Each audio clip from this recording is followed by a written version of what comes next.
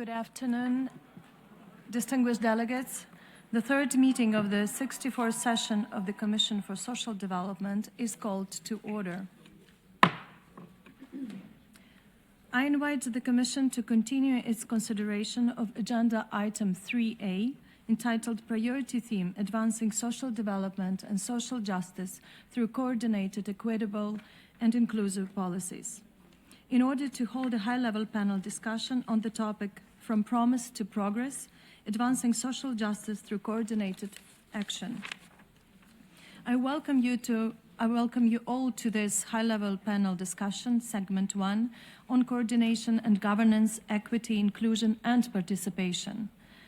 I now invite Ms. Sabina Al-Khair, Professor of Poverty and Human Development and Director of Oxford Poverty and Human Development Initiative at the University of Oxford, to deliver a keynote statement. You have the floor, please.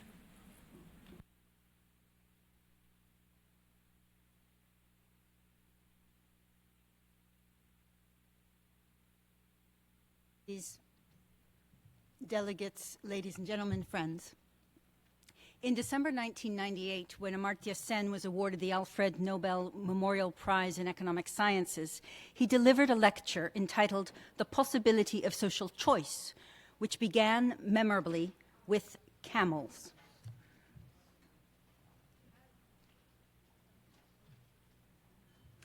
A camel, he observed, has often been described as a horse designed by committee.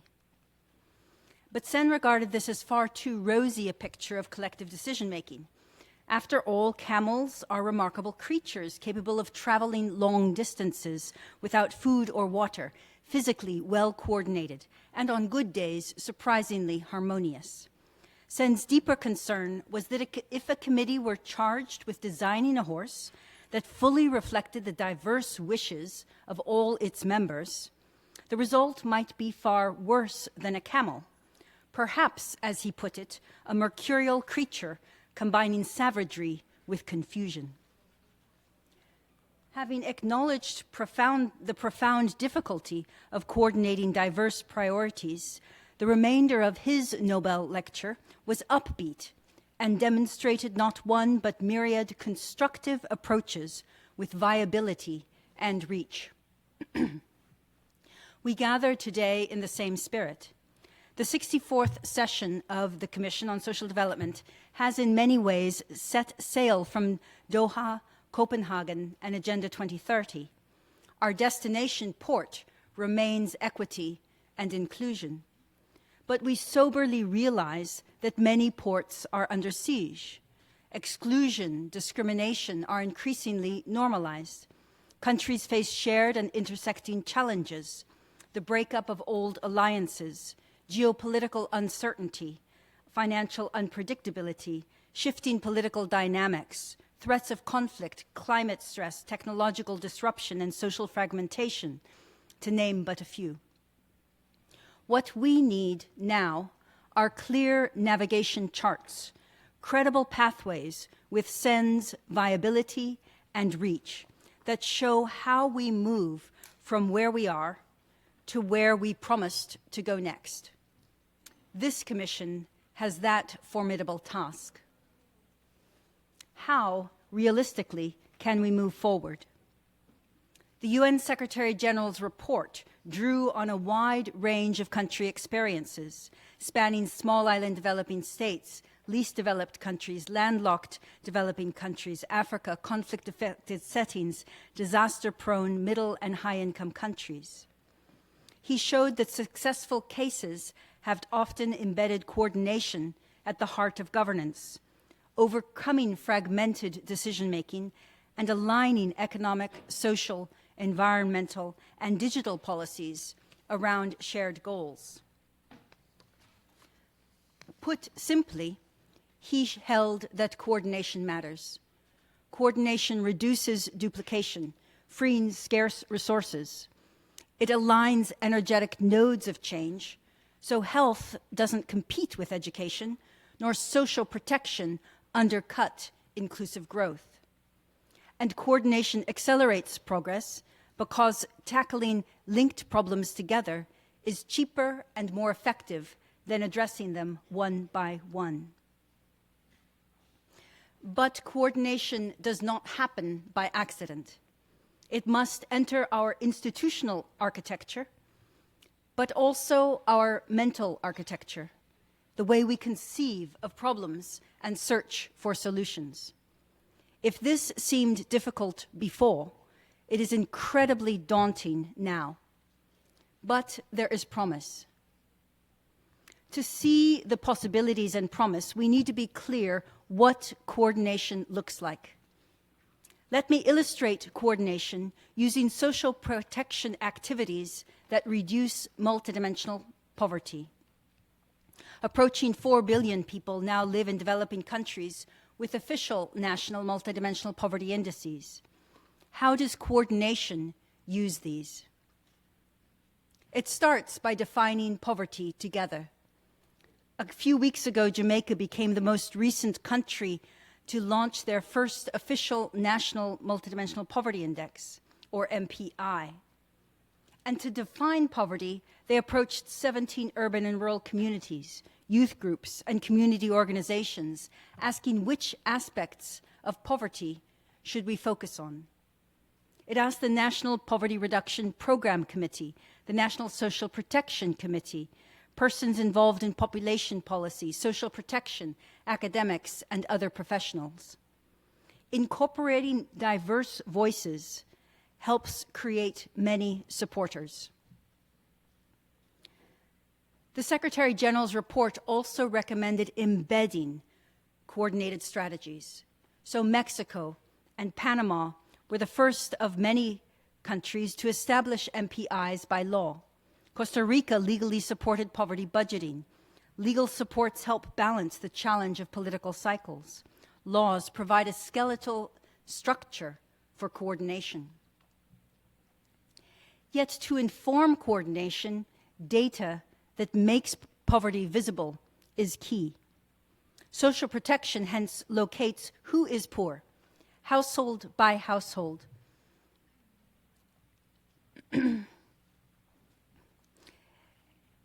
To create a less pixelated poverty picture. Vietnam used a poverty census. Thailand's multidimensional poverty map includes clear guidelines of who can access the data from different levels and parts of government. Nigeria's social registry ambitiously covers 70 million people, and everywhere merged data are on the upswing. But the front line of social protection action is at the local level. Social workers in Costa Rica and those from both government and the NGO sector in Bhutan went door to door to make a plan for each impoverished family, talking through how to address their particular needs in the coming months until they graduated from poverty. This required training and connecting social workers upward to often newly coordinated policies and programs. So we do need these integrated policies that catalyze coordination. Botswana's government used their MPI to profile the poorest subdistrict, to assess key drivers of poverty, and map out existing and potential policy initiatives. India's midday cooked meal schemes, responsible for its signal success in reducing multidimensional poverty, it fell from 25 to 15% in under 5 years. Ghana shares disaggregated data with local governments. Angola and Mozambique use it for targeting. Pakistan targeted flooded districts. Others focus on age cohorts, ethnic groups, gender, and those living with disabilities. Next, implementing these integrated policies requires interinstitutional coordination. As ordinary as this sounds, it requires silo breaking. Colombia set up a new ministry. In November 2011, the then president said, "Until now, efforts to fight poverty were, in a way, scattered across the state. But if we want the fight against poverty to be successful, it requires coordination at the highest level. the fight against poverty must be coordinated by a ministerial level entity. China's whole-of-government approach to targeted poverty alleviation came under its leading group on poverty. Others use high commissions on poverty and other structures. The point is that formal interinstitutional agreements that permit coordination require bureaucratic intelligence, patience, and vision. And these interinstitutional coordination mechanisms are also facilitated by management consultants who use poverty, employment, and social inclusion data and monetary poverty indicators as key performance indicators. And also technicians who do the background work, simulating budget allocation strategies and different routes towards success.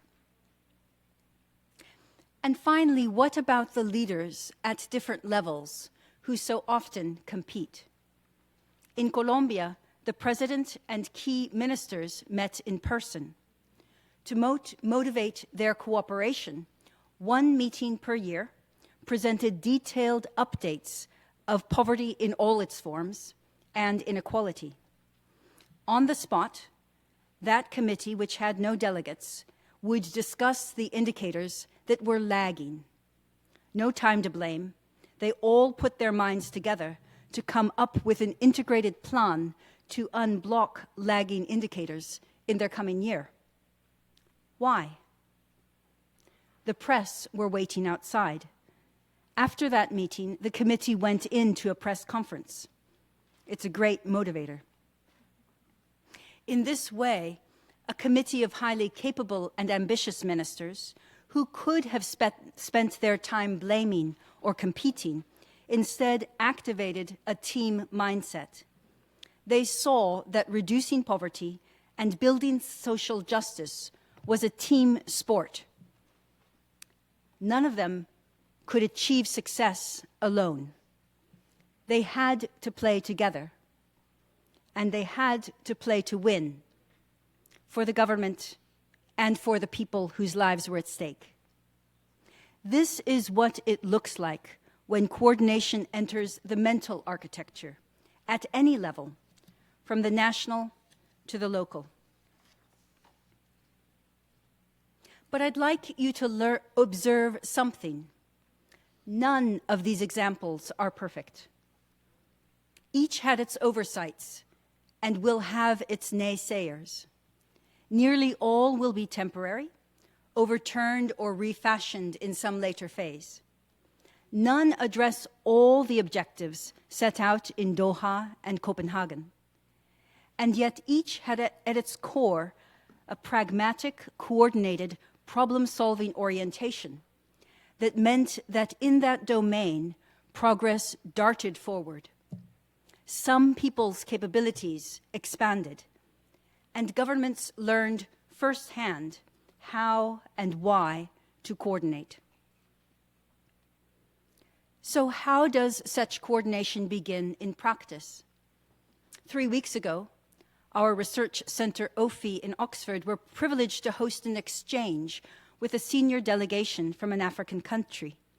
The participants, including ministers, belonged to poverty and social development-related ministries, the private sector, and civil society.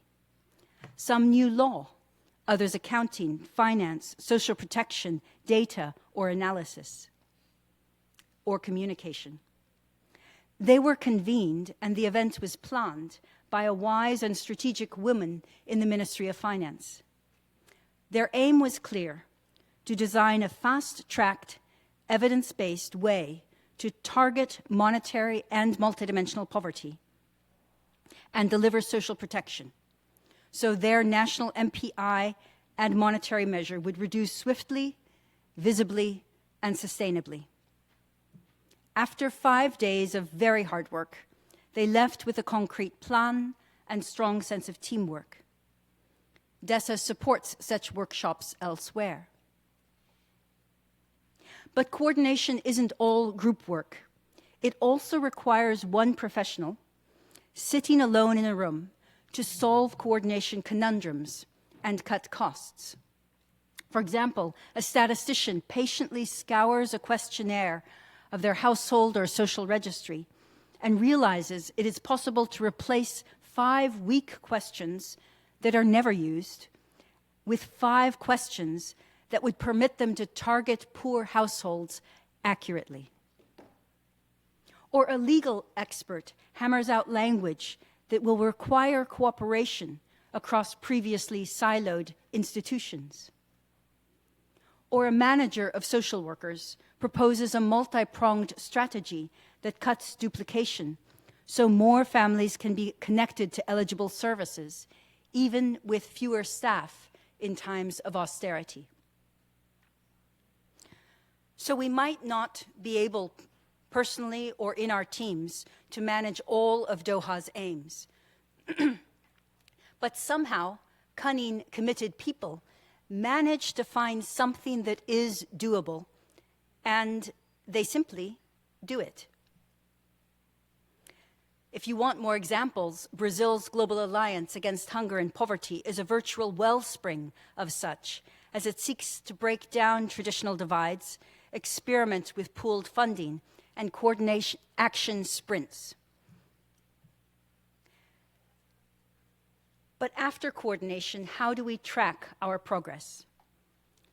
The Doha Declaration urged bold social policies woven into whole-of-government approaches, whole-of-society, people-centered strategies that would avoid siloed thinking. But integrated policies can be slow, bureaucratic, costly, or integrated policies can be synergistic, catalytic, and effective. Data helps us check our own effectiveness. So data for coordination on the national and global poverty scene has 4 qualities. First, there are only a few headline measures that are always disaggregated by age, gender, disability, location, and migrant status, so no one is left behind. But those headlines can be multidimensional. Multidimensional poverty might cover health, nutrition, education, living standards, work, and so on. Decent work will cover its different domains. Second, poverty headlines include multidimensional as well as monetary figures. And they include globally comparable figures for an internationally valid perspective, but also official national statistics, employment likewise. Third, success must be tracked in different ways. Absolute reductions in poverty, where Africa, for example, shines, or relative reductions, such as cutting poverty rates by half, as the SDGs require, or looking at the sheer number of people who left poverty, which reflects human rights. Each lens captures a different dimension of justice and profiles success that's important in different ways. And last, household surveys and registries need to be updated regularly. Surveys every 1 to 2 years, as they are in Vietnam, Colombia, Armenia, Paraguay, Ecuador, Ghana, and elsewhere. We must not leave poverty data behind if we want to showcase success and learn how to catch lagging areas. So friends, this 64th Commission brings together extraordinary talent and commitment, actors who are keenly aware of how too many people are currently vulnerable, neglected, or feel themselves to be forgotten and overlooked in the ways the recent summits on social development profiled. Yet when teams focus their incredible collective insights on shared goals, even in tough and intractable times, even given our ongoing disagreements, breakthroughs are possible. It is true, as Amartya Sen noticed, that our best efforts at coordination may not always produce a perfect horse. But with a new mindset that prizes the benefits of coordination, we can co-create navigation charts that may well surprise many by their wisdom, cunning, and human impact in real time. Thank you.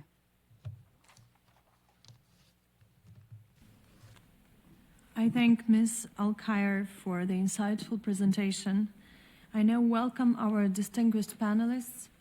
Ms. Anousheh Karvar, French government representative to the International Labour Organization and to the G7, G20 Labour and Employment and chair of the ILO governing body. Ms. Cynthia Samuel Olunjuwon, special representative to the United Nations and director of the International Labour Organization Office for the United Nations. And Ms. Cecilia Schurmeister, United Nations representative at the Baha'i International Community and chair of the Second World Social Summit Planning Committee. I now turn the meeting over to the moderator, Mr. Stefan Verhulst, co-founder and chief research and development officer at New York University. Mr. Verhulst, the floor is yours. Thank you, Madam Chair, and distinguished delegates, excellencies, and colleagues. It's my true honor to be able to moderate this panel. And I had prepared a longish introduction, but after hearing Professor Alkire, I can be very short because I think Professor Alkire went straight to the point. If we want to achieve bold social policies, then ultimately we need to figure out how to coordinate, how to prevent fragmentation, and how to make sure that policies are integrated in order to really achieve that everyone benefits and that outcomes are equitable. So coordination is the key essence of what we will talk about. And as was mentioned, I'm the co-founder of an action research center here in New York, which is called GovLab. And what we are focusing on is how do we transform the way we make decisions? How do we make them more legitimate and more effective? And indeed, surprise, surprise, in order to be both effective and legitimate, coordination is needed and is quite often lacking. And as a result, we don't achieve what we are set out to do, and especially in areas like social progress and areas of social development, it's very hard to achieve that coordination, partly because sometimes the objectives are also vast and very ambitious at the same time. So the question then is, of course, if we all agree that coordination is the bridge to achieve equity and to achieve effective and legitimate decisions, the question then is, of course, how to achieve coordination. And that's the topic of this panel. And so, as already was mentioned, we have three very distinguished guests and experts that will reflect on what are the institutional arrangements that are needed to achieve and to strengthen coordination, what coordination mechanisms are most effective in aligning action across ministries and levels of government, how can integrated planning embed social priorities across the policy cycles, and how can participation, transparency, and accountability build legitimacy and fairness in outcomes. So these are the questions that were presented to the distinguished experts. And first I call upon Anousheh Karvar, who is the French government representative to the ILO and the G7, G20 Labour and Employment and chair of the ILO governing body. Over to you. Thank you very much, and I will continue in French, if you don't mind. I think translation is provided. Madame la Présidente. Madam Chair, moderator, ladies and gentlemen. There's no point in pointing out the two previous interventions, which are remarkable to know that we are in an important context now. Social justice does not only depend on the force of our conviction or a political commitment, but on our capacity to act in coordinated, inclusive, and cohesive fashion. The Global Summit for Social Development of Doha marked an important moment. It showed that social progress needs to be at the forefront of our collective priorities. given the persistent inequalities, the precariousness of work, and the sweeping transformation, both demographic, environmental, and digital. Furthermore, it has thrown into sharp relief a major challenge that is changing political ambition into concrete, tangible progress for the population.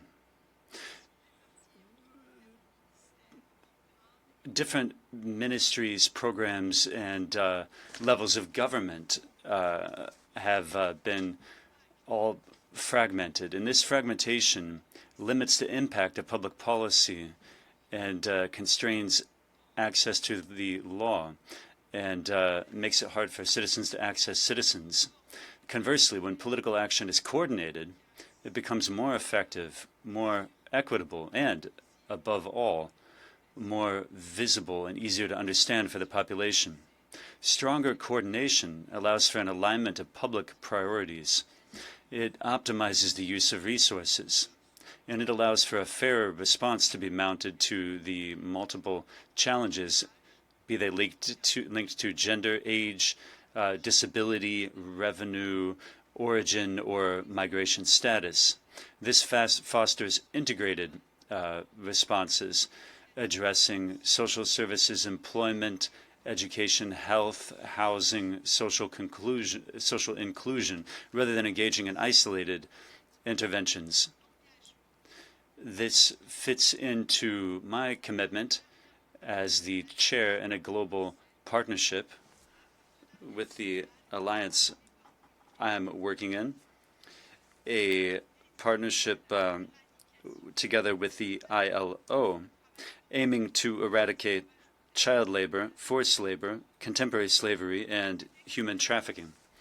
This experience has shown very concretely that multi-stakeholder coordination can transform ambitious targets into tangible results. In our alliance, governments, international organizations, social partners, businesses, and civil society organizations are working together around a common goal. In several countries, 35 as of now, are committed here, and coordination mechanisms have allowed us to better shed light on public policies among ministries to bolster cooperation between public and private stakeholders, and they've allowed for a national cohesive framework to coalesce around national strategies. This approach is based on principles that echo those of this panel: clear governance, shared responsibility, effective participation of stakeholders, and regular and rigorous follow-up of results. It has shown that coordination is not only an institutional exercise, but it's a concrete force in order to strengthen equity, inclusion, and the impact of public policy. More broadly speaking, our collective challenge is to build architecture for governance that is able to overcome administrative silos and to fit social priorities into the long term, and to better articulate public policies, financing, data, and evaluation mechanisms. Strengthening coordination also means strengthening trust. Public policies that are more coherent and transparent and participatory help to improve ties between citizens and the government. They allow for ensuring that transitions underway create opportunities rather than producing new forms of exclusion. France remains fully committed to promoting coordinated, equitable, and inclusive social policies, and we're committed to supporting multilateral action, aiming to strengthen the ability of states to act in concerted, effective fashion. If we really want to live up to the promise of progress, then we need to make coordination a reflex. And social justice needs to be a central criteria of our public policy. I thank you. Thank you so much for these remarks. I have one quick follow-up question, if I may, because I was very interested, and it was also Professor Alkire was also referring to that, and you also mentioned it in your remarks, that to a large extent this is about breaking silos. And so eager to hear whether you have good examples on how silos can be broken in order to achieve the coordination that is needed. Je vous remercie pour Well, thank you for that question. Sabina, perhaps you'd like to respond as well.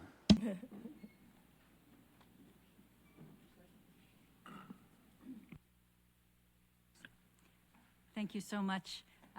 Again, I learned from the countries, I learned from the different people, but what it has seemed to take has been often leadership, either from a head of state or a vice president or a minister, that has the power and the authority to oversee a new set of interinstitutional agreements. Sometimes these are formal, as in Colombia, and this is documented in the book, The Battle Against Poverty by J.M. Santos. Sometimes it is less formal, and it takes place, in a sense, in a poverty commission or another committee. But it seems that there has to be a leadership, a voice, and an energy that really drives a new set of activities between institutions. And then there need to be clear management structures, accountability structures that permit the sharing of data, the sharing of information, and the give incentives for professional promotions to the architecture of human beings. Oui, alors écoutez, c'est une très... Yes, indeed. It's a great question. Let me just start with what Sabina just said about the involvement of heads of state or heads of government in the process and in the legitimacy that can be generated through the collective work of ministries and ministers all together. The second thing is interministerial work. Indeed, none of the goals for social policies can be obtained, and no progress can be made by one social minister alone. Other people need to get on board too, because the issues that we're dealing with in social policy, whether that's eradication of poverty or decent work or social inclusion, all of this covers a set of issues and problems. It requires collaborative work within the government. In order to do this, furthermore, indicators for progress need to be shared throughout the government. But, above all, the end results, if they're positive, then this needs to be an end result for everyone, and not only for the Ministry of Social Affairs. In the same vein, if there's any gap that needs to be covered, any delay, then all of the ministries, all of the government need to bring their attention to bear onto the root causes of these results that are negative. So that's just putting it briefly, what I have to say about this issue here. Thank you very much. Let's go to the second panelist, Cynthia Samuel Olonjuwon, who is the Special Representative to the United Nations and a Director of the ILO Office for the United Nations as well. Over to you. Thank you very much, Moderator, Chair, Excellency Christina Hovovishen. I've been practicing how to call that name. Thank you. And Professor Alkire, I mean, you've made my work so easy. I'm really happy that you set the stage excellently. It's a privilege and a pleasure to be with this distinguished panel. And of course, the chair of the ILO governing body on my right, and the person I refer to as WSSD true champion for the NGO community on the other side. Excellencies, colleagues, distinguished ladies and gentlemen, the Doha Political Declaration for the World Summit for Social Development, the second one, reaffirmed that poverty eradication, full and productive employment, and decent work for all, and social integration are not only crucial, but they are interrelated, they are mutually reinforcing, and that progress depends on an integrated, people-centered approach that helps to overcome policy silos. I also fully align with the SG's report to this commission, which captures that equity and inclusion, may I say anchored on full and productive employment and decent work for all, define the destination. So it's clear where we want to get to. Coordination, effectively and at all levels, is the bridge, and the moderator refers to this. And it is that bridge that allows us to get to the destination that we want to reach. I'm going to highlight 3 key issues at different levels. Part of it will complement what Ms. Kavar has said, and some of it will look at the institutions within the multilateral system, within the context of the kind of conversations that we're having right now. And thank you again, Prof. You had talked about social protection. At the national level, I'll give another example of where coordination is needed, and it piggybacks on what Anusha said earlier.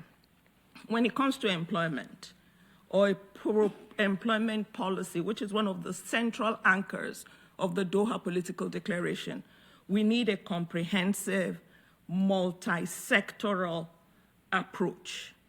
The Doha Political Declaration recognizes that today's inequalities are not only overlapping, they are cumulative.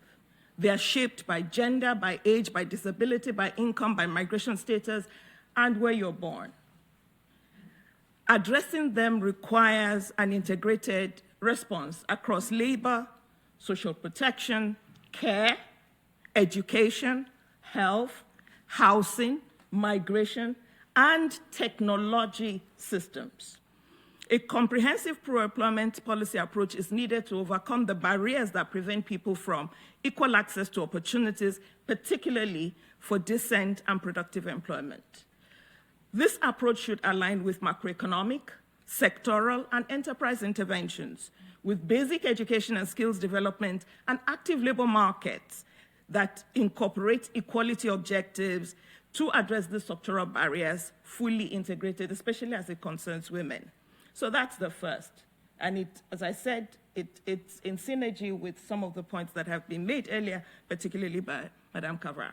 Second point, coordination, participation, and accountability are not optional. Whole of government approaches only deliver when coordination is backed by clear mandates, political leadership, that was emphasized, and shared accountability frameworks. Effective coordination requires early integration at the policy design stage. And it has to be sustained through financing, implementation, and monitoring, and it should be anchored in medium and long-term planning frameworks.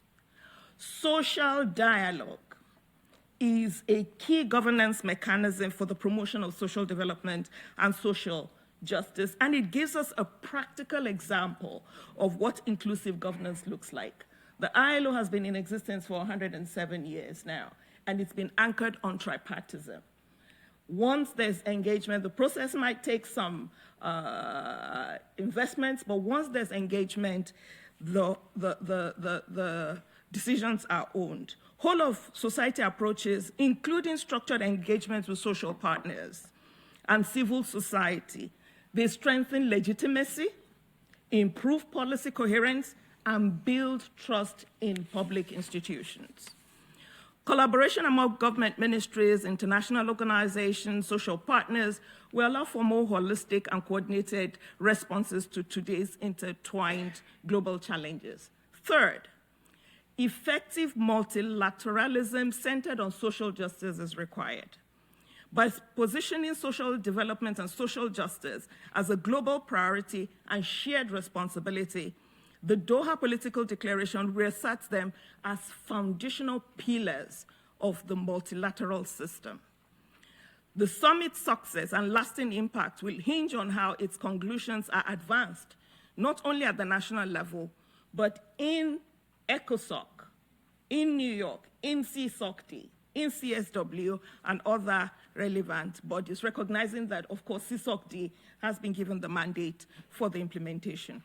Within the context of UN80 initiative, especially as it concerns expertise on demand, ECOSOC and its different bodies, notably CSocD, should demand for and more effectively utilize the expertise and networks of UN specialized agencies like the ILO.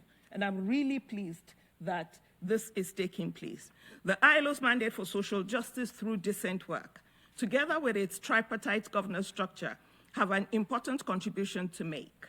The ILO, within its mandate, has given us, through the governing body, made up of governments, workers, and employers, they've given us the mandate as the office to fully and visibly support the Commission in the implementation of the Doha Political Declaration.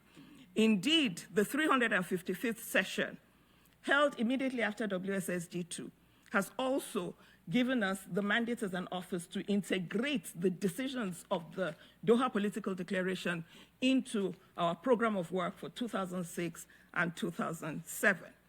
Finally, distinguished ladies and gentlemen, multi-stakeholder initiatives such as the Global Coalition for Social Justice are essential in advancing the case of effective multilateralism and social justice at its core. And this is recognized in the Doha Political Declaration. The Doha Political Declaration and the Seville Platform for Action recognize that countries need to expand social protection coverage by at least 2 percentage points per year in line with ILO standards. And we're really pleased that through our engagement and working with other UN partners, we're helping member states, notably Nepal, Colombia, and so many others, to ensure that they move the needle significantly. For Nepal, it's moving the needle to 60% coverage for the entire population by 2030. For Cambodia, it's moving the needle to cover 70% of the population by 2028. Commitments can be translated to tangible action through such institutions and such arrangements. Thank you very much. Thank you so much for these remarks. Another follow-up question, if I may. I mean, coordination is hard, but especially when it involves reducing intersecting inequalities. And so eager to hear how one goes about coordination in a context like that. Thank you so very much. The ILO report on the state of social justice in the world, the very first one, was published in September last year. And it shows very clearly that inequalities persist. The top 1% of the global population holds 38% of the wealth. 1%, 38% of the wealth. Globally, women on average earn 20% less than men. The report also shows us that 58% globally of workers are in informal employment. So this is just in terms of the data. These are interconnected. And in addressing them, there has to be effective coordination of policies and integrated packages. So I'll give an example of closing the gender gap very quickly. To close the gender gap, we need a coordination around labor market regulations, around care services, skills policies, policies relating to digital technology and how it impacts on the world of work, working time arrangements, so many, and they need to work together rather than working separately and expecting that there will be a retrofitting. It has to be from the beginning. Another issue in terms of informality, tackling informality, and I think Prof also addressed that a bit.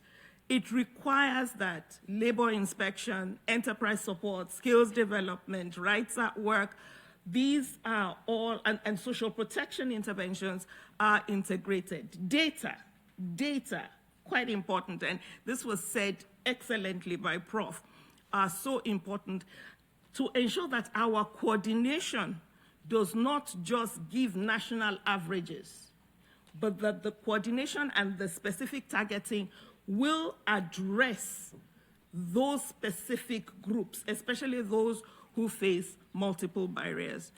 Social justice cannot be advanced without ensuring that policy domains and the institutions that govern them collaborate to seize not only opportunities, but to mitigate the risks. I'll stop here, moderator. Thank you so much. Let's go to the last panelist, Cecilia Schurmeister, who is the UN representative of the Baha'i International Community. The floor is yours. Good afternoon, Excellencies, distinguished panelists. It is genuinely a pleasure to join you today. According to the Secretary General's report for this session, equity and inclusion serve as a destination for social policies, while coordination is the bridge to reach it. I'd like to look deeper into how coordination, equity, and inclusion can serve both as the operating principle of development efforts and their outcome, so that our means are coherent with our ends. If the ultimate aim of any development endeavor is to respond more effectively to the needs and lived realities on the ground, perhaps we should explore further, as Mr. Moderator articulated, how coordinated policies come about and where they come from.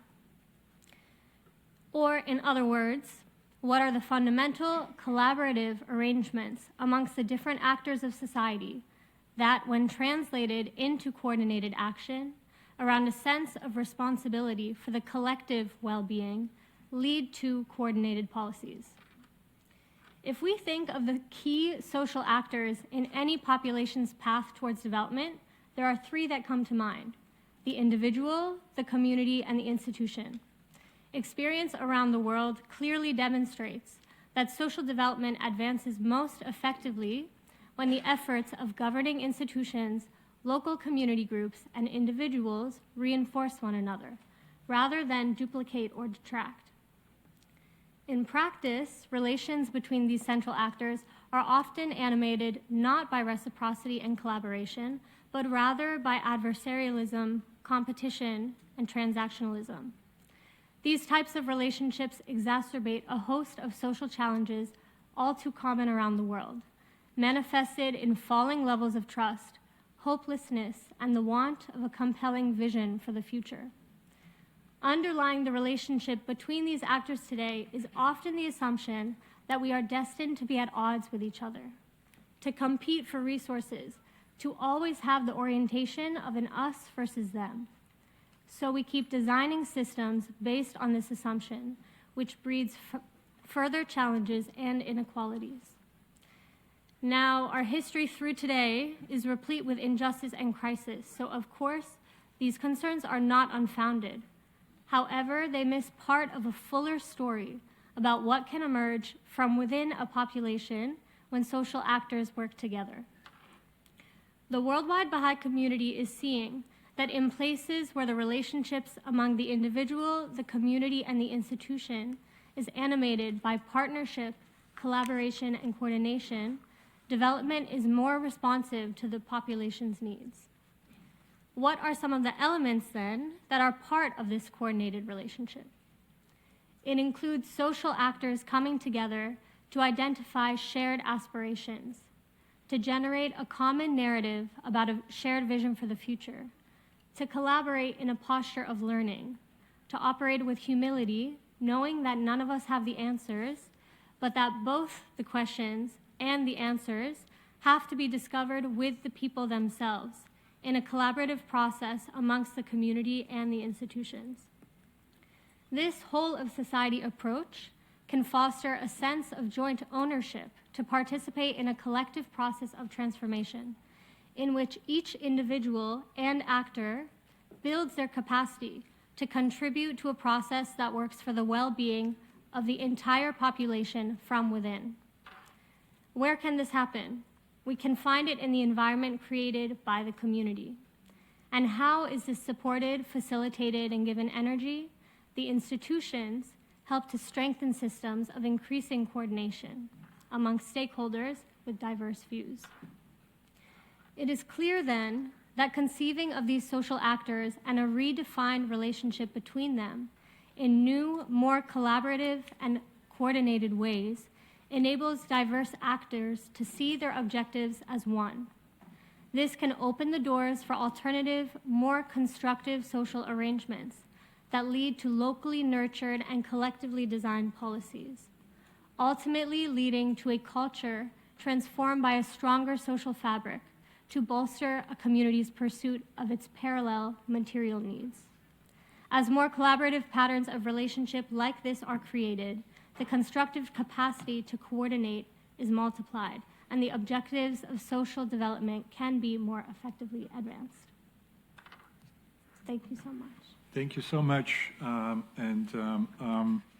Again, a quick follow-up question as well. You ended by referring to the fact that coordination will depend on a redefinition of the relationship among social actors. And so eager to hear whether you can unpack that further and perhaps provide an example as well. Thank you so much, Mr. Moderator. Yes, so I think that reconceiving of these entities that make up the institutions, the community, and the individual and society is a useful exercise for us to uncover potential within a population that is perhaps yet untapped. So let's take, for example, the community. We talk about the community a lot, but what do we actually mean when we talk about the community? Is the community just the sum of the individuals within it, or is it something more? The community can be a sphere of action. It can foster individual initiative and canalize individual initiative towards the common good. So we can think about a community as a space where individuals build the capacity to identify their own needs, to work towards their own needs, and to work towards the needs of the common good. So the community can nurture more noble aspirations that an individual may have for themselves, but also for the common good. It can also be a place to create a sense of belonging, of common endeavor, to identify the needs of a population, the educational needs of a population, and to build on these collaborative relationships that allow a community to reshape their social identity around a common goal. And I think this is a question that we don't often discuss in these spaces, but if we explore the distinct contribution that the institution, the community, and the individual can have, especially when working in coordinated ways, I think that would do us well for further responding to these challenges. Thank you. Wonderful, and thanks so much for all the panelists to be succinct, but also very inspirational in their comments and remarks. I have about 500 questions that I would like to ask to go deeper, but obviously that's not why I'm here. And so I'm here mainly to facilitate the conversations and the moderation. And so that's why I'm calling upon the delegations in this room who are wishing to make comments or pose questions to our distinguished panelists. If you want to do so, please press the microphone button. And please, of course, keep your questions short and to the point to make sure that we can allow for maximum interactions as well. But also please indicate if you have a question or a comment to whom in the panel you are addressing your comment. With that, any questions from the delegates? Let me give the floor to the distinguished Minister of Labor and Social Insurance of Cyprus. Thank you for the floor. Dear panelists, ladies and gentlemen, fair employment for social justice is a core priority for Cyprus presidency of the Council of the European Union. The Cyprus presidency is promoting dialogue on how labor market policies can evolve to support fairness and inclusion in a rapidly changing world of work. We believe that an approach that reflects the principle of the European pillar of social rights and is consistent with the ILO's long-standing commitment to social justice as a foundation for peace and prosperity. The World Social Summit in Doha reaffirmed that multilateralism can deliver, but it also highlighted how slow progress remains in tackling insecure work. Today's green and digital transitions risk depending these divides if they are not shaped by fairness, strong labor standards, and effective social dialogue. For us, social justice means decent work, equal opportunities, protection for the most vulnerable, and labor mobility that is fair and not exploitative. turning commitments into measurable outcomes must now be our collective focus. It is a general question for you, which World Social Summit commitments should be prioritized to deliver tangible progress on fair employment and social justice, particularly for young people and workers most exposed to inequality and unfair labor mobility. Thank you so much. Before we take that question, I'm going to take a few questions so that we can be efficient in answering all of them, perhaps as well. So let me give the floor to the distinguished representative of India. Honorable Chair, Excellencies, and distinguished delegates. As we delve deeper into this discussion, it is worth returning to the central question before us: how do we move from promise to progress? This answer lies clearly in coordinated action. India's experience shows that social justice cannot be ensured through isolated programs. It requires a whole of government and whole of society approach where policies intersect, reinforce, and supplement each other. For example, health and nutrition service delivery cannot be completed in isolation. Through Ayushman Bharat, we have delivered 93 million free treatments, making quality and affordable medical services a reality for all. Mission Saksham Anganwadi and Poshan 2.0 integrate health, nutrition, and early childhood care, reaching 100 million people, including 17 million pregnant women and lactating mothers, helping break intergenerational malnutrition and poverty. In the informal sector, coordination is equally critical. The Namaste scheme, implemented through interministerial coordination, focuses on restoring dignity to sanitation workers through mechanization, rehabilitation, and social protection. Crucially, these workers are linked to Ayushman Bharat, ensuring health security. Over 85,000 PPE kits have also been distributed under the scheme. Under Startup India scheme, India has focused on expanding entrepreneurship among marginalized communities.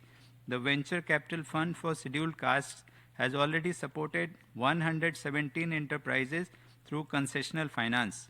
Complementing this, the Entrepreneurship Skill Development Program targets youths from various marginalized populations who constitute nearly 40% of the beneficiaries.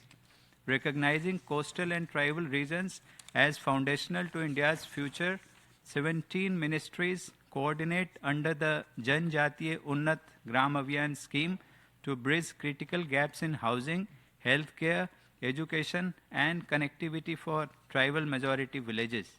A catalyst enabling effective coordination is India's digital public infrastructure. Direct benefit transfers under the JAM Trinity coupled with UPI has also revolutionized the digital business transactions. Today, in India, over 18 billion transactions per month are held via UPI. India stands ready to work with partners, especially from the Global South, to turn the commitments of Doha Declaration into impactful reality, truly leaving no one behind. Thank you. Thank you so much. Let me give the floor now to the distinguished representative of the Children and Youth International. Thank you, Mr. Moderator, for giving me the floor. I take the floor on behalf of the Major Group for Children and Youth. We would like to first express our deep appreciation to the panelists for their insightful remarks. From the perspective of children and youth, please allow me to raise several comments and questions based on the provided remarks. First, we believe that coordinated and inclusive action is essential to deliver social justice commitments made at the Second World Summit for Social Development. However, it is worth noting that young people are disproportionately affected by intersecting inequalities linked to gender, disability, income, and many other factors. We believe that addressing these inequalities will require integrated, multi-sectoral responses that meaningfully integrate children and youth in all their diversity, in the design, monitoring, and evaluation processes of social development policies. This is crucial to ensure that rights holders' voices inform decisions on education, health, social protection, and decent work. We also believe in the strengthening of multi-stakeholder collaboration and partnerships between stakeholders, rights holders, and governments in order to allow the co-creation and co-implementation of social development policy. Now, we'd like to raise two questions to the distinguished panelists. First, we ask how children and youth can be meaningfully integrated to the creation and implementation of long-term frameworks for social development, and if there are any examples panelists would like to share. We also ask how cross-government coordination mechanisms can better address age-based inequalities, especially considering the limited legal rights and provisions that children possess in many different contexts. Finally, we'd like to highlight that there are many examples of effective youth-led accountability efforts, such as budget tracking and policy scorecards. We believe that harnessing these efforts would be an important step towards institutionalizing participatory governance and community-led accountability. I thank you. Thank you very much. So let's start with these first three interventions and questions, and then I see there are other representatives that wants to make comments and questions. So let's react quickly, perhaps, to some of the questions and some of the comments. Anyone from the panel who wants to react to the priority question that was formulated by the representative of Cyprus, or react to what India said? Go ahead. I will do it in French, sorry. I'd like to thank the Minister of Labour from Cyprus, but also the other speakers who addressed the issue of priorities. I think that you actually spelled out a priority, which should be a priority for all of us. It was also echoed by the youth representative here in the room, and that is the issue of youth employment. And I'd just like to take an example of what Cynthia told us about social protection. She told us that in the Seville Declaration, there is a figured target of increasing expenditure on social protection by 2%. The Doha Declaration didn't have a specific target figure, but no one or nothing is preventing us in follow-up mechanisms following on from that declaration from introducing such targets. That could, for instance, be something that could be done by the Commission for Social Development to include that sort of target in forthcoming aims or objectives. Just to give an example, the G20 countries met in Turkey in 2015, and they set a target for youth employment called the Antalya target, and that figure said that the G20 countries in 2015 would by 2025 have increased youth employment in each of their countries by 15%. Now, not only was that target pursued for 10 years, and indeed the countries in a coordinated manner shared their public policies to reach that target, but South Africa, which actually chaired the G20 in 2025, took this target on for itself. And I was wondering, therefore, why we shouldn't have a figure, a target for social protection from the Seville Declaration, and also one that we could set together about youth employment at the global level and also within each of our countries with a realistic, achievable target.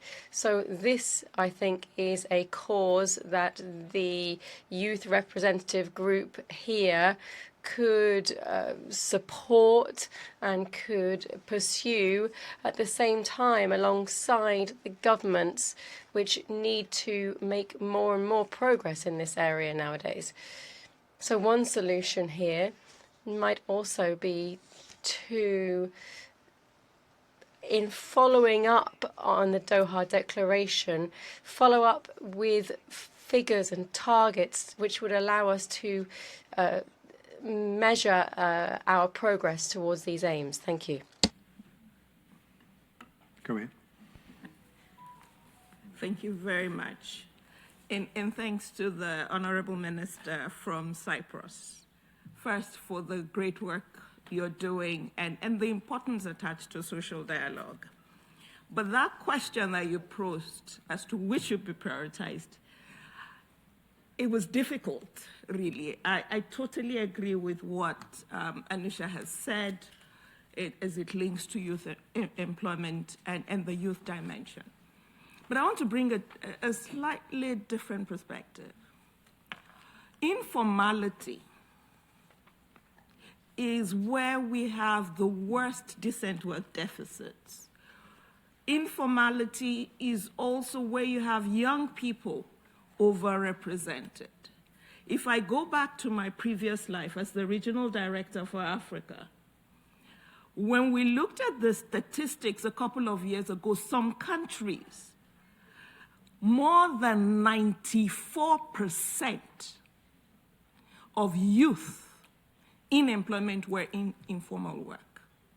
When you take the gender lens, women are disproportionately represented in the informal economy. And if we're able to formalize, to even add to that, we're now having the informalization of formal work, including thanks to technology and other issues.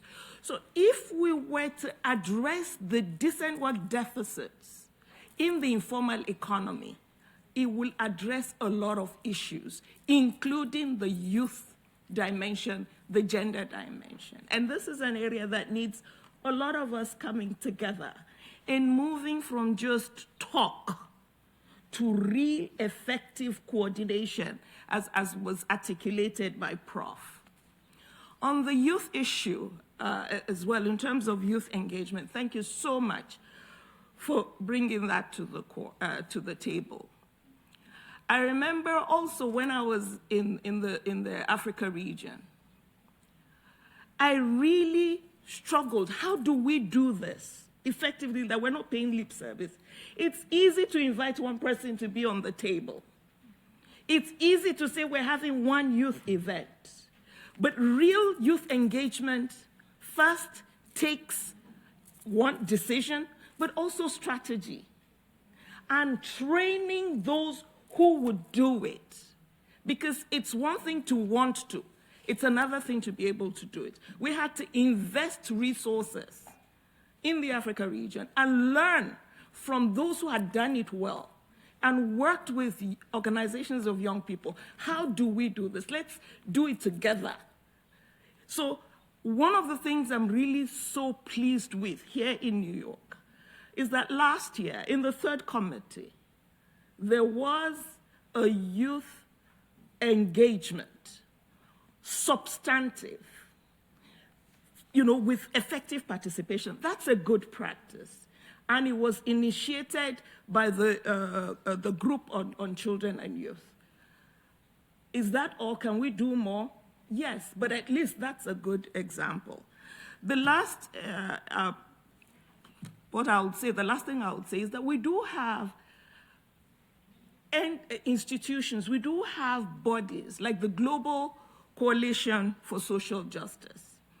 And in the previous conversation we had with the minister from Cyprus, gave us excellent examples of what the country is doing within the ambit of the Global Coalition, because it brings not just member states, civil society, business, UN entities,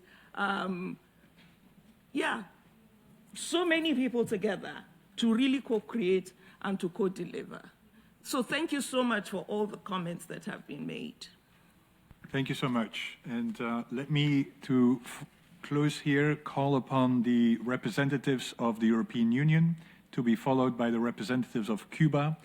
Please be short because we're running out of time, but eager to hear your comments and your questions. Thank you very much, Chair. Promoting social justice is one of our fundamental aims enshrined in the Treaty of the European Union. And we believe that the World Social Summit in Doha was an important step towards realization of this goal.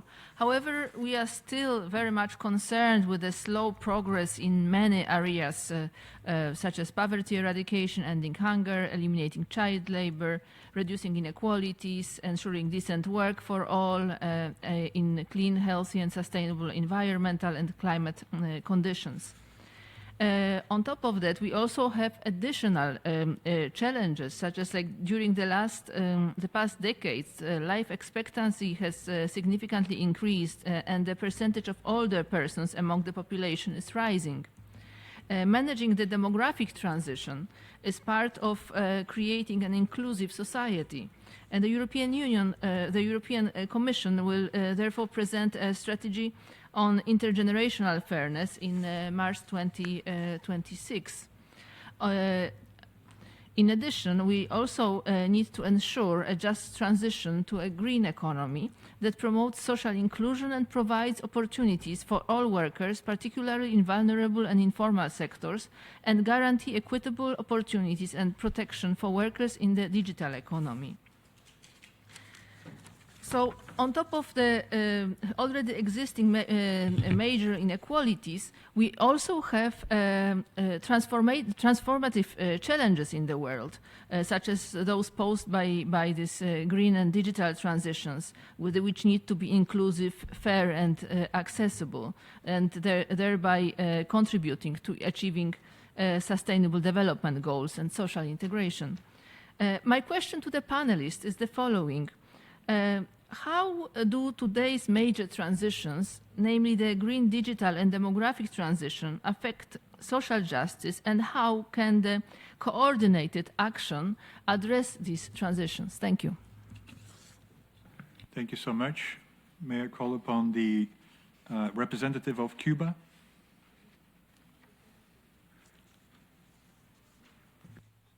Señora Presidenta. Madam Chair, Mr. Moderator, distinguished panelists, for Cuba, social justice represents a central part of our socialist project and our model of development. Our promise has always been to protect everybody, both in Cuba and in all of those countries to which we have contributed with our solidarity. This has led to active, coordinated action from all of the institutions in our country, despite the adverse economic conditions. Even though we have made unquestionable achievements in areas such as education, health, sport, science, technologies, gender equality, we haven't been able to reach our full potential due to the economic war of the US government. The impacts of the economic, financial and commercial blockade have been unquestionable in areas such as trade, access to goods, services, technologies, investments, tourism, international financing, family remittances, making it even harder to achieve the Sustainable Development Goals, the commitments for social development and the targets for social development. And this is a result of the blockade and also the unfounded inclusion of the alleged list of state sponsors of terrorism. As a result of this, we continue to face challenges to support social programs and ensure social transformation. We firmly condemn the new escalation of the US government against Cuba. The recent announcement of the US president proposes a full blockade on on fuel into our country. It directly affects hospitals, schools. It undermines the rights of our people, including the right to life and health. How can this country explain to parents and children around Cuba or the patients that need intensive care that the continued electricity cuts that continue to jeopardize their lives are a result of this policy. How can they explain to Cuban children that the lack of study materials for their materials is not a result of the blockade? We maintain that we will defend our sovereignty and our freely chosen model. We will not renounce to upholding our international and national commitments in social justice and development. We highlight the value of multilateralism, cooperation, and dialogue between nations to build a collective project of social justice for all. It is urgent to find a renewed commitment to peace and respect for peaceful coexistence beyond the differences if we want to talk even of development. Taking this opportunity, I would like to ask you, what else could the UN do to ensure the full elimination of unilateral coercive measures? Thank you very much.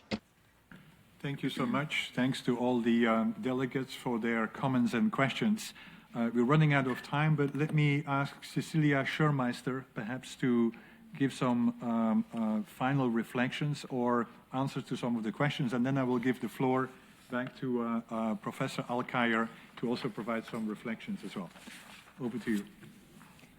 Thank you so much, Mr. Moderator. If I may respond to the question that I believe was posed by MGCY, I think your question is a very good one. And similar to the other questions in the room, it comes down to how we conceive of development, how we conceive of our development approach. There's many ways to do it. Of course, we know that. But if development is conceived of as coming from the top down to the bottom in an isolated way like that, then for a young person, you are naturally positioned in a challenge that somehow the question becomes, how do I get into the room? How do I get a seat at the table? That's what the question becomes if we are positioning development as something that is coming from the top, right? I think if we are expanding our approach to development and we think about development as something that while it occurs at the top, to use those dichotomies, it also begins at the grassroots. It begins at the neighborhood. Whether or not you're part of an NGO, your neighbor is part of an NGO, it is the families living in a community, in a neighborhood, and that neighborhood, that community is full of youth, of course. So then if we think about coordination and what is the role that young people can play, we have seen that young people can be protagonists. They can work shoulder to shoulder with people of many different ages in bringing about conversation with neighbors, in understanding what are the needs of the community, in building relationships with the younger and with the older. And as that, though it begins on a small scale, as that begins to become more sophisticated and it draws in the collaboration and the coordination from institutions, from municipal authorities, then if you're conceiving of development like that, then young people have a much clearer entry point. Because development cannot occur if all members of a community, if all members of a society are not part of the process from the very beginning, from where the concept and the needs of development emerge. So I think that question, it relates to all of them in a way because it's a bigger question of how we conceive of doing development. Thank you, Mr. Thank you very much. Professor Alkire, you have the last word. Thank you. I'll say three brief things. First, to the speaker from the EU who asked about green transitions. We, with UNDP, co-publish a multidimensional poverty index covering 109 countries and 6.3 billion people, 1.1 billion of whom live in acute multidimensional poverty. 80% of those persons live in a subnational region that in the year in which they were poor experienced extreme heat, flood, drought, and or air precipitate quality that was high. And so overlaying poverty and climate data gives, again, a visible way of understanding how they are interlinked in the lives of people and responding to it. Second, for the youth, again, with that global multidimensional poverty index, we find that half of the 1.1 billion people are children under the age of 18. In many countries, children are poorer, twice as poor as adults in terms of the percentage of children who are poor. And in around half of the countries for which we have data, which is about 6 billion people, children have not reduced poverty faster than adults. So statistics can be very useful to youth, but they have to be taught in schools. They have to be explained clearly so that children can be actors of change. Finally, to India, I'd want to recognize that India has indeed had tremendous progress. Using that same global MPI, India changed the lives of 415 million poor people. So if you're wondering if poverty can go down, between 2005-06 and 2019-21, 415 million people in India moved out of poverty. Children had the fastest reduction. 200 million of those were children. The poorest groups, His Excellency mentioned tribal groups, were the poorest and had the fastest reduction. So did the poorest states. So that is an example to look at. And coming back to Cuba, we are secretariat of a 65-country South-South group. And when Cuba was considering multidimensional poverty, it invited 5 Latin American countries to share their experiences. The delegation I mentioned from Africa has a plan to visit India. So I think this dense interchange of lived experience is a very good way of seeing coordination that works in action. It requires innovation to bring it back to the home context, but it sparks ideas, and as important as anything, it's deeply encouraging. So I hope that that can go forward. Thank you. Thank you so much. And so let me end by expressing our gratitude to all the panelists for their outstanding contributions and also inspiring remarks. And also thanks to all the delegations who took the floor and were part of this interaction as well. With that, let me hand over the role of the moderator to Professor Alkire and invite the panelists of the second session to the table as well. Thank you very much.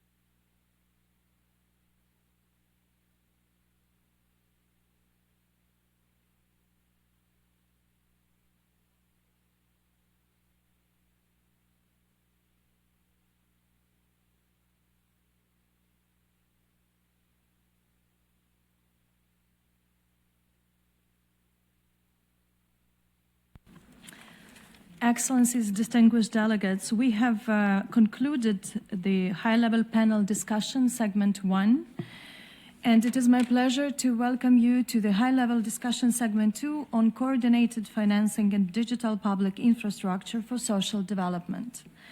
I now welcome our distinguished panelists, His Excellency Sebastian Gajewski, Deputy Minister of Family, Labor and Social Policy of Poland, Her Excellency Margaret Sarufim Youssef, Deputy Minister of Social Solidarity of Egypt, Ms. Angela Kavandami, Permanent Secretary of the Ministry of Community Development and Social Services of Zambia, Ms. Maha Hamad Atiyah, Director of the Department of International Cooperation at the Ministry of Social Development and Family of Qatar, and Mr. Stefan Verhulst, co-founder and Chief Research and Development Officer at the Governance Laboratory at New York University. I now would like to turn the meeting over to the moderator, Ms. Sabina Al-Khair, Professor of Poverty and Human Development and Director of Oxford Poverty and Human Development Initiative at the University of Oxford. You have the floor, please.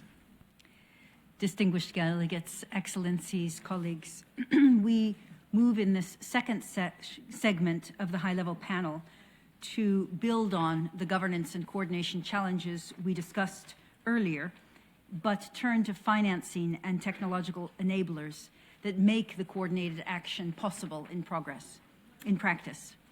So effective coordination requires not only strong institutional arrangements, as we've discussed, but also financing frameworks and digital systems that support integrated planning, and also support timely service delivery and equitable access to services. So our focal question in this segment is how countries can overcome the fiscal and institutional fragmentation they face by adopting integrated financing approaches that ensure predictable investment in social development and timely support in periods of shock, recognizing that this is all the more difficult in the present context. We also will ask, how can digital public infrastructure be a critical enabler of coordination? How can interoperable, secure, and inclusive data systems help improve policy coherence, strengthen service delivery across different types of actors, and ensure that no one is left behind if they lack the digital access or imprint? In parallel with these, this session will reflect on the governance discussions of financing and digitalization, including data protection, inclusion, accountability, and trust, because we recognize that technological and financial tools must remain firmly anchored in people-centered and rights-based approaches, and they must be protected from difficult uses of those. And so, as we've heard for this section, we have 5 distinguished panelists, and they will share their different perspectives and experience in a brief presentation followed by a question, and then we will open the floor for an interactive exchange. So I now invite our first panelist, Mr. Sebastian, His Excellency Mr. Sebastian Gajewski, Deputy Minister, Ministry of Family, Labor and Social Policy in Poland, to share his experiences. Your Excellency. Madam Chair, Excellencies, distinguished panelists, ladies and gentlemen. Let me share a few remarks on 2 crucial issues. The first, coordination between social and financial policies, one of the key challenges in every government. I would like to talk about how to align social goals with fiscal frameworks and budget capabilities. And the second, establishing and using public digital infrastructure for social development. As the Secretary General notes in the latest report, progress towards social justice calls for overcoming fragmented decision-making and aligning economic, social, environmental, and digital policies around shared goals. The key challenge is coordination of active social policy, budgetary policy, and economic policy that enable achieve common goals for social and economic progress. In every government, the most visible tension always takes place between ministers responsible for social affairs and for budget and finance. Many people view social policy solely as a cost to the state, but in my opinion, it is worth to overcome this way of thinking and understand that if the social policy is well coordinated with budgetary, fiscal, and economic policies, it turns out that active social policy, including social transfers, subsidies, and public expenditure, is not only about higher spending, but also about higher income, GDP growth, and even bigger tax revenues. Shifting the perception of social spending from a cost to an investment remains a challenge for every country. In Poland, we observed that measures increasing household incomes, such as social benefits, family support, and access to public services, led to higher consumption. Stronger domestic demand stimulates production, raises businesses' revenues, and increases both indirect and direct tax receipts. Over time, this can offset initial public expenditure, boost economic growth, and consequently GDP. As an example supporting this argument, I would like to refer to Poland's system of universal family benefits, including 800+ program, Good Start, and Active Parent. We treat these schemes as an investment in human capital and the wider economy. Their key features are universality. There is no income threshold, meaning that all families with children are eligible, and administrative simplicity.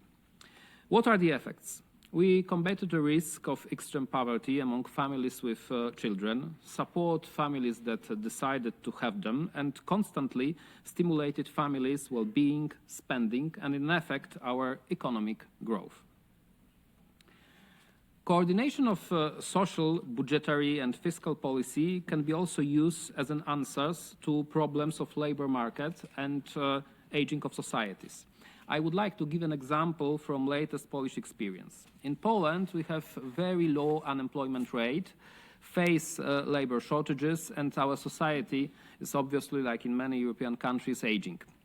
That's the reason we decided to undertake coordinated measures to increase labor market participation among older people, including the first, the possibility of full combining a pension with paid employment without the risk of reduction or suspension of a pension. Second, the possibility to increase a pension due to economic activity upon reaching retirement age. And the third, a zero personal income tax rate for working seniors. An income tax exemption for those who choose to continue working instead of drawing their pension. What did we achieve? From year to year, activity of older people on labor market increases. For instance, among people aged 55-64, it increased from 29% in 2009 to roughly 60% today. Less older people decide to retire directly upon reaching statutory pensionary age, and as a result, older people earn more, pay more taxes, and more contribute to our economic growth. It is a consequence of well-coordinated measures from the area of social and fiscal policy. Generous social policy, full combining a pension with paid employment is always a generous solution, mixed with tax exemptions, if well coordinated, can mean economic growth and additional public revenues. And now I would like to share with you a few remarks on the second issue, establishing and using public digital infrastructure for social development.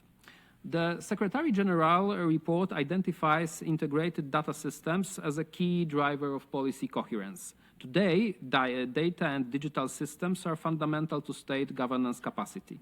In my opinion, the key challenge is to, on the one hand, create public infrastructure, public digital infrastructure, but on the other hand, to gain an ability to use it to create coherent and comprehensive public policies. In our times, it is obvious to digitalize social security service. Every state does it. Every collects digitalized data concerning labor market, social benefits, and population. But the point is to make a step from just digitalization of public service in the area of social security to use it to create modern data-based policies. In Poland, the digitalization of social services is very advanced. It includes fully digitalized social and family benefit systems, automated benefit award processes, and centralized data systems. The scale of this efficiency is illustrated by the fact that in 2025, benefits for more than 12 million children were administered roughly by only 100 staff members. These solutions allow not only faster responses to social needs and reduce administrative costs, but also enable the design of policies based on reliable data. Our social security institution not only automatically administers the social security system, but has comprehensive information concerning incomes, contributions, economic activity of our residents, pensions, sick and accident allowances, family benefits, and many others. Thanks to digitalization, Polish Security Institution has become a public data hub responsible for administering the social security system and a key institution supporting the design of social, labor market, and public finance policies based on reliable data, as recommended by the United Nations. I can say no one knows about people more than Social Security Institution, and thanks to digitalization, this knowledge can be used for social and economic progress more than it was in the past. In my government, if someone asks who can know something, who can count something, who can check something that is important for creating our labor market or economic policy, the most often answer is social security institution. And I think it is a very good direction if we can use this data collected by our social security institutions or other public authorities to create database policies. Both the Secretary General's report and the Doha Political Declaration led to a shared conclusion. Social development requires coordination. As stated, advancing social development and social justice requires embedding coordination, equity, and inclusion at the heart of policy making. Poland treats this recommendation as a practical commitment, combining coordinated financing, social policies, and the modern digital public infrastructure. Thank you. Thank you so much, Your Excellency, for such an interesting talk, which gave examples in Poland of the universal family benefits and of how active pensions and tax policies for older people were able to address labor shortages, and then also raised the really extensive database policies benefits that occur at scale in Poland. I have one follow-up question, and that is, what are the key barriers to establishing and effectively using the digital public infrastructure for social development? Thank you very much for this question. I think there are 3 or 4 key barriers. The first is a financial barrier, because I think that always we start with a new solution with the question, is it worth if we can afford?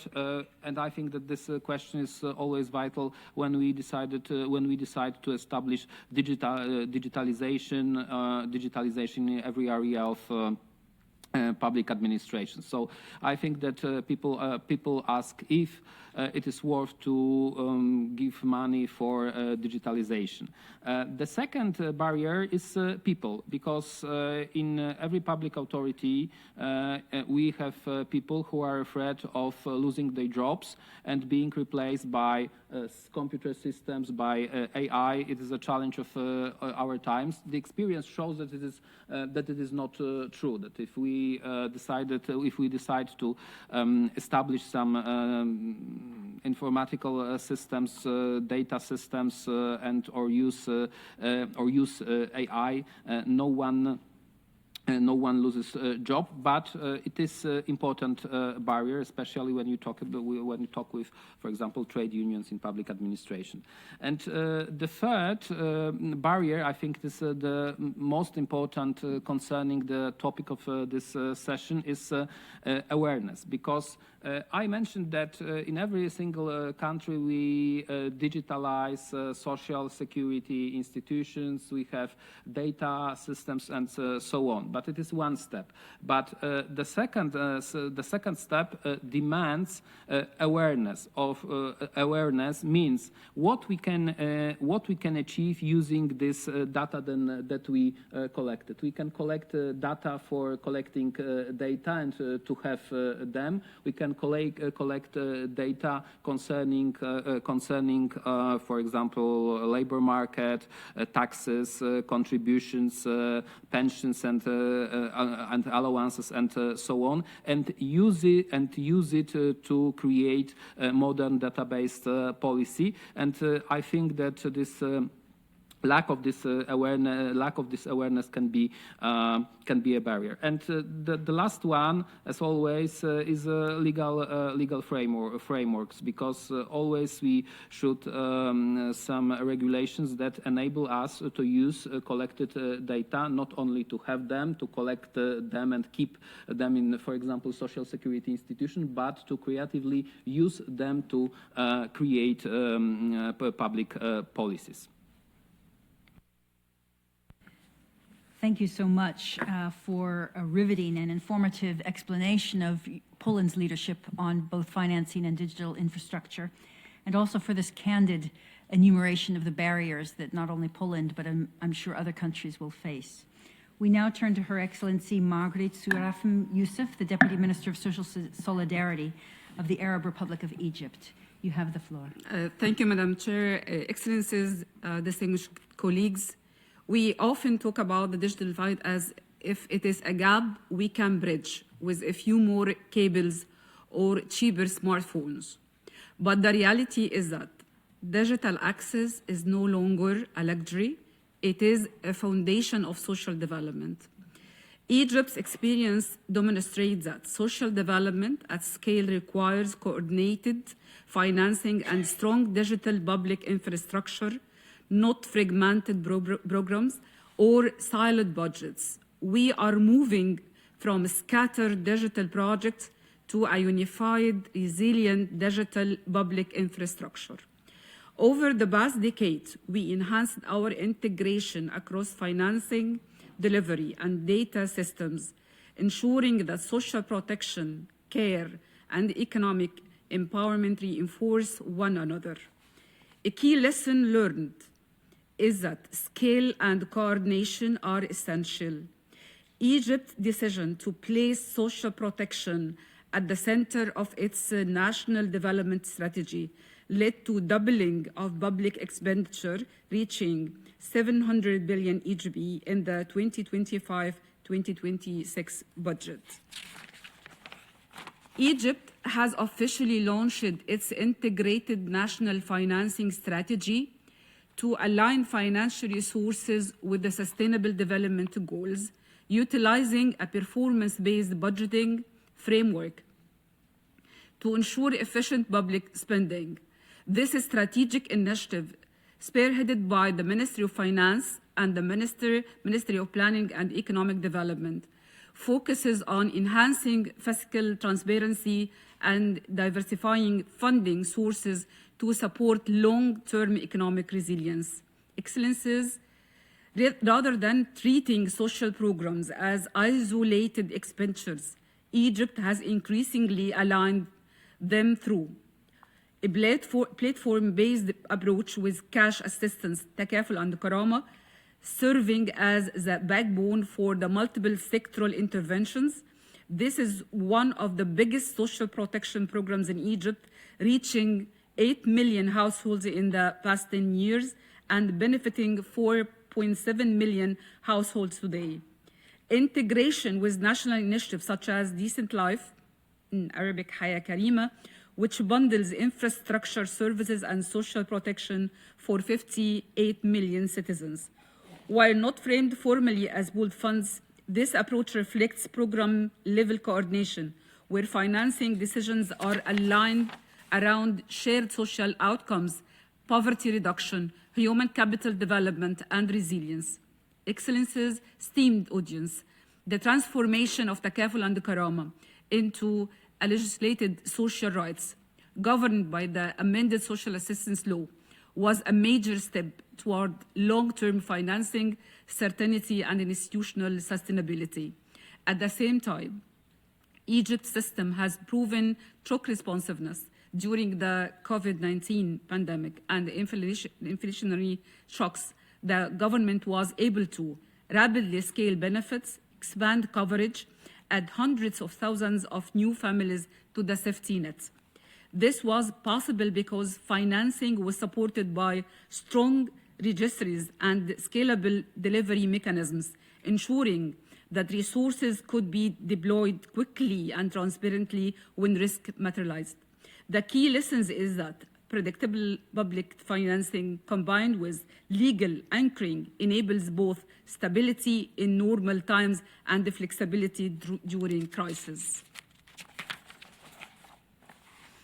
A modern social development system depends on interoperable and inclusive digital infrastructure. Egypt's experience highlights the role of the Unified National Registry and Social Registry, which serve as a backbone for identifying beneficiaries, coordinating services, and scaling interventions. Digital integration across social assistance, health, education, and economic empowerment programs. These systems reduce duplication, improve targeting, and strengthen policy coherence across institutions. Digital infrastructure also underpins economic empowerment, inclusion. Through the Manzuma, which is the newly established national coordination mechanisms, beneficiaries are digitally linked to economic opportunities through a coordinated network of 34 partners, including regulatory and supervisory authorities, line ministries, banks and funds, civil society organizations, and private sector companies providing access to financial services, microfinance, and economic opportunities, as well as non-financial services market access. This linkage is further supported by RISE, which use digital platforms and a coordinated data system to connect rural producers and takaful beneficiaries to financing, training, and markets, ensuring that digitalization supports inclusion rather than exclusion. Ladies and gentlemen, lastly, Egypt's experience shows that coordinated financing and digital public infrastructure are enablers, not adds-ons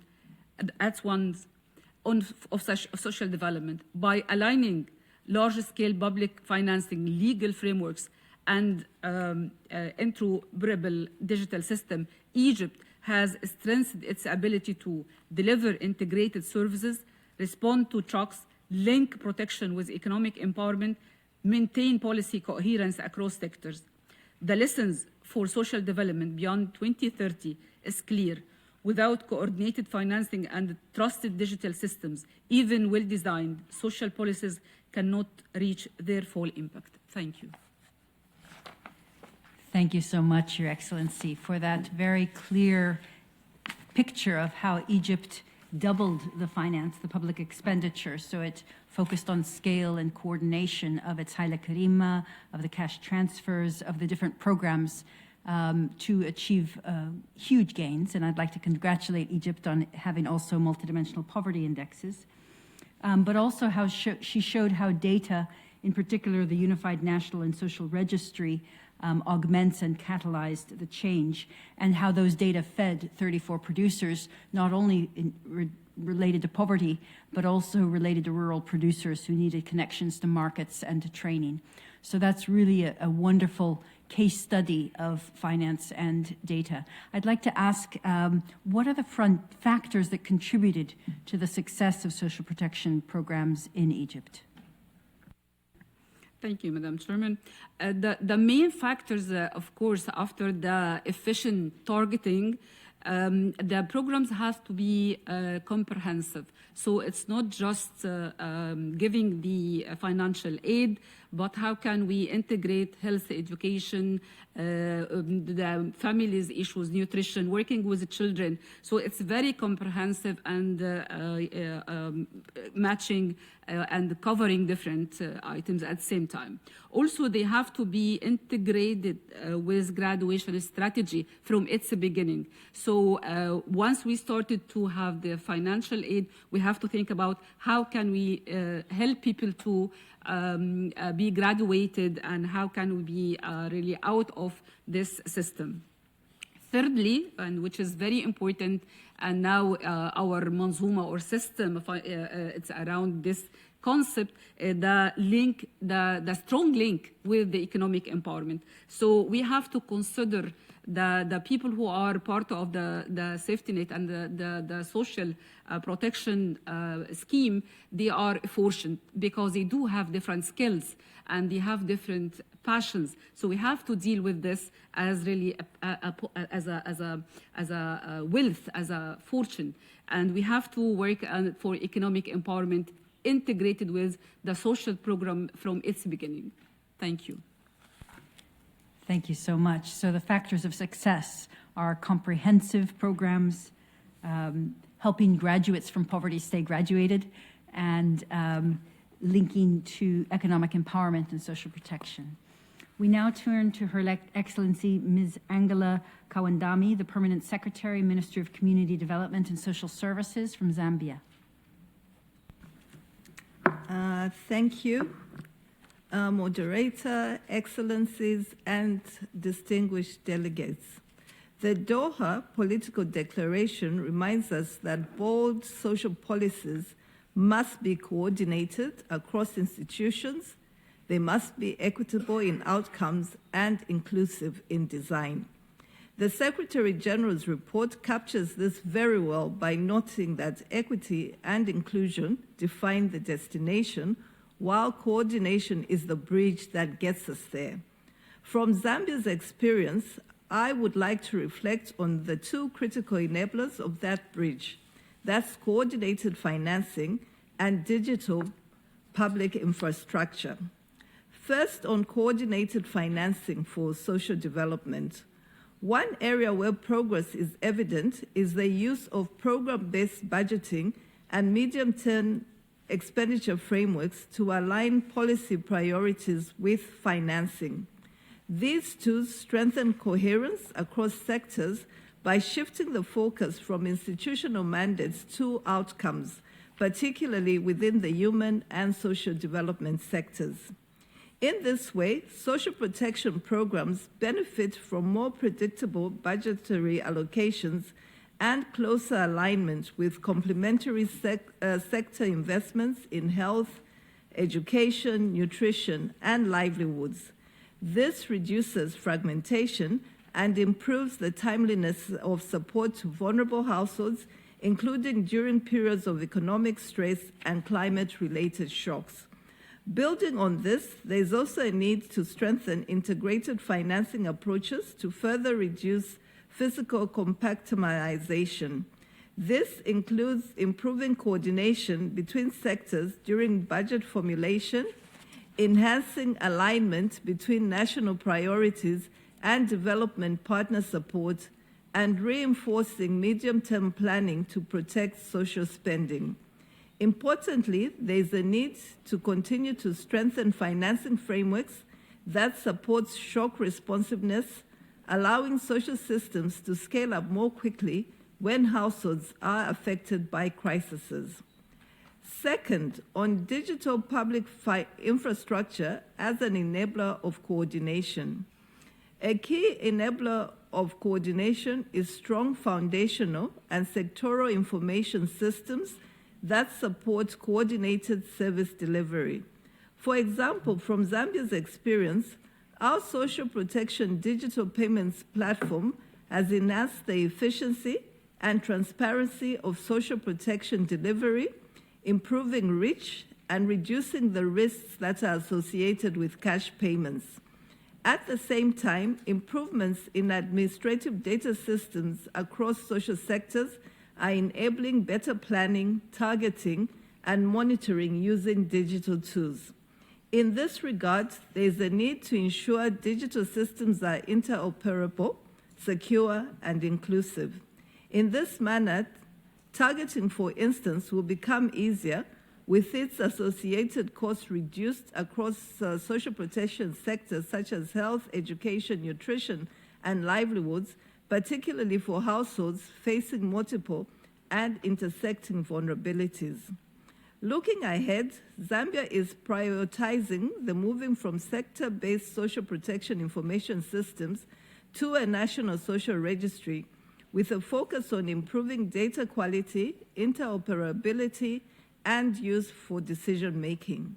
Equally important is ensuring that digitalization does not negate the gains already achieved, but creates a platform on which inclusivity and accessibility is achieved by those facing digital barriers.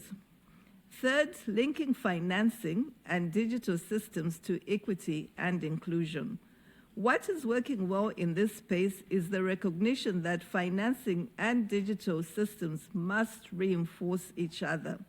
Predictable financing enables scale and continuity, while digital systems improve coordination, efficiency, and fairness in outcomes.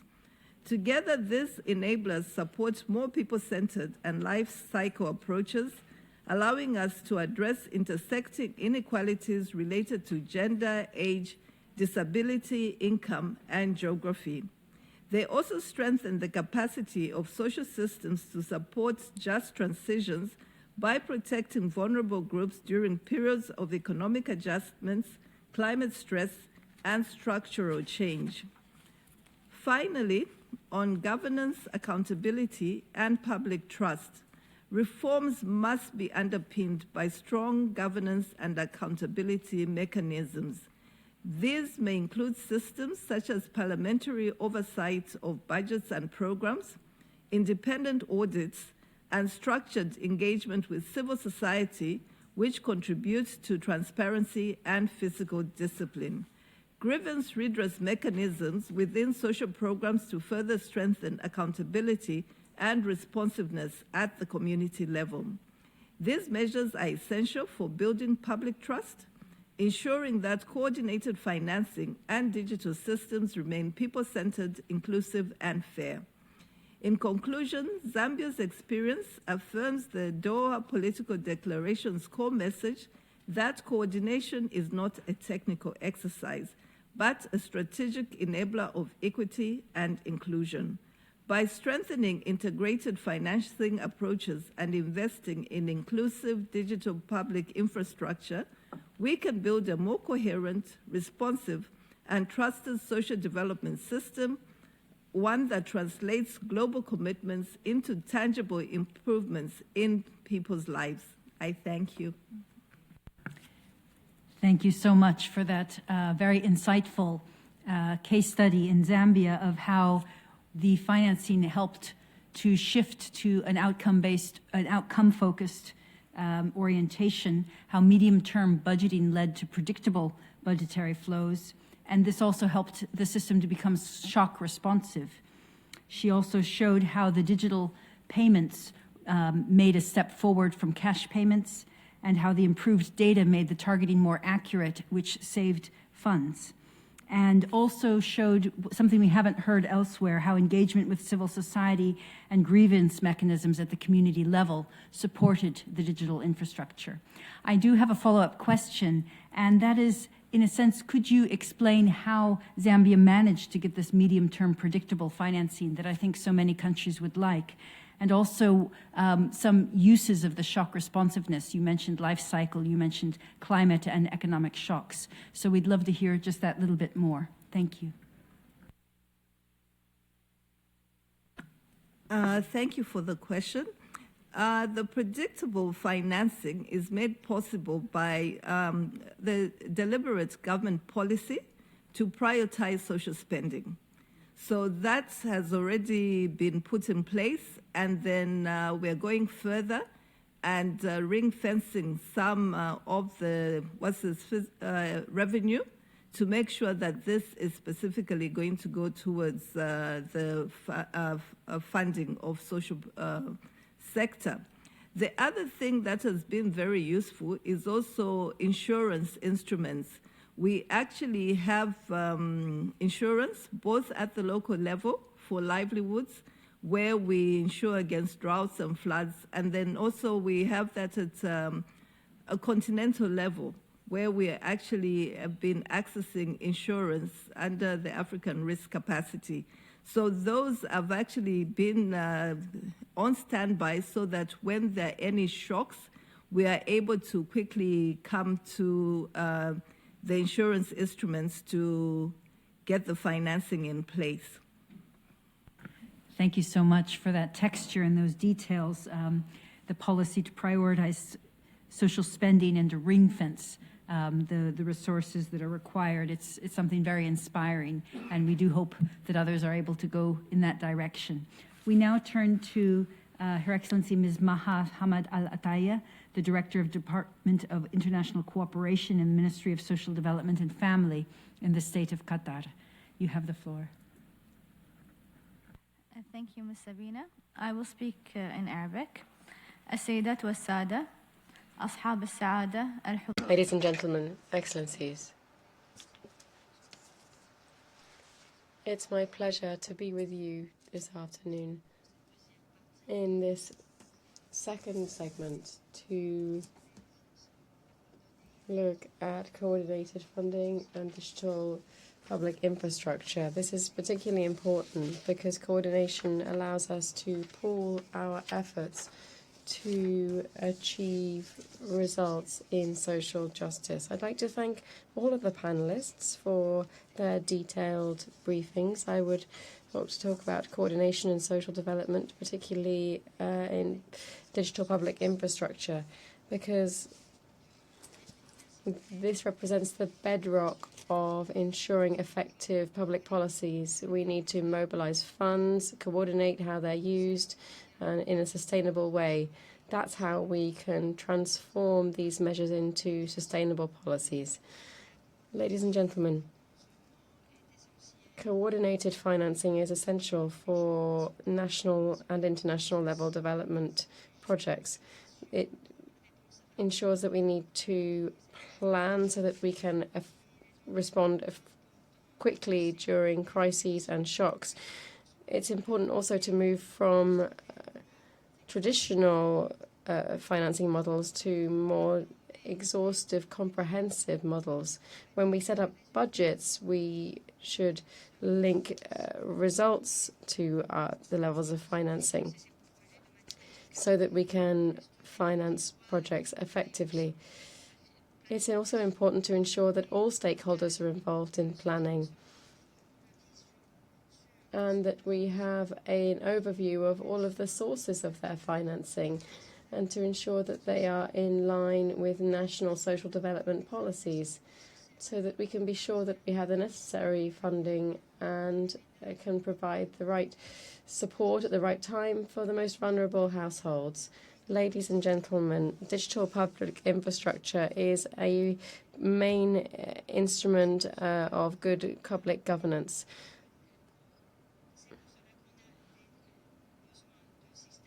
This is why we need integrated database systems.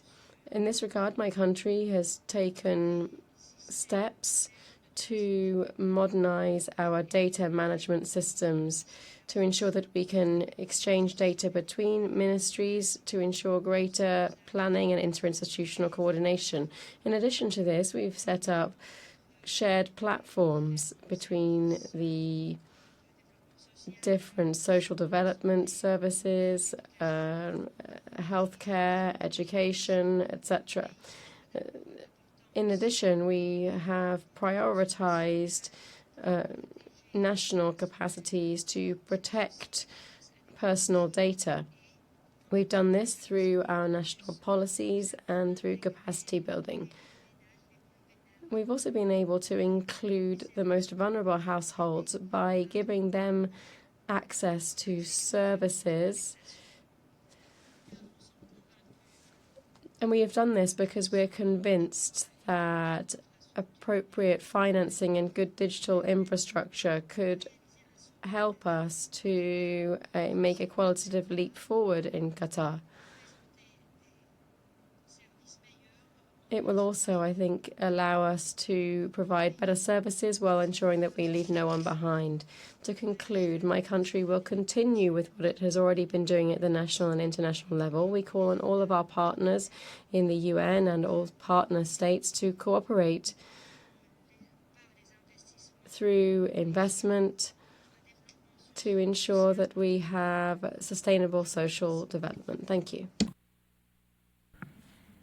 Thank you so much for drawing our eye not only to the national leadership of Qatar, but also to your work internationally and how you advocate these topics of financing and digital public infrastructure, looking at them to be shock responsive, comprehensive, and involving all stakeholders, and also raising the issue of how to protect personal data.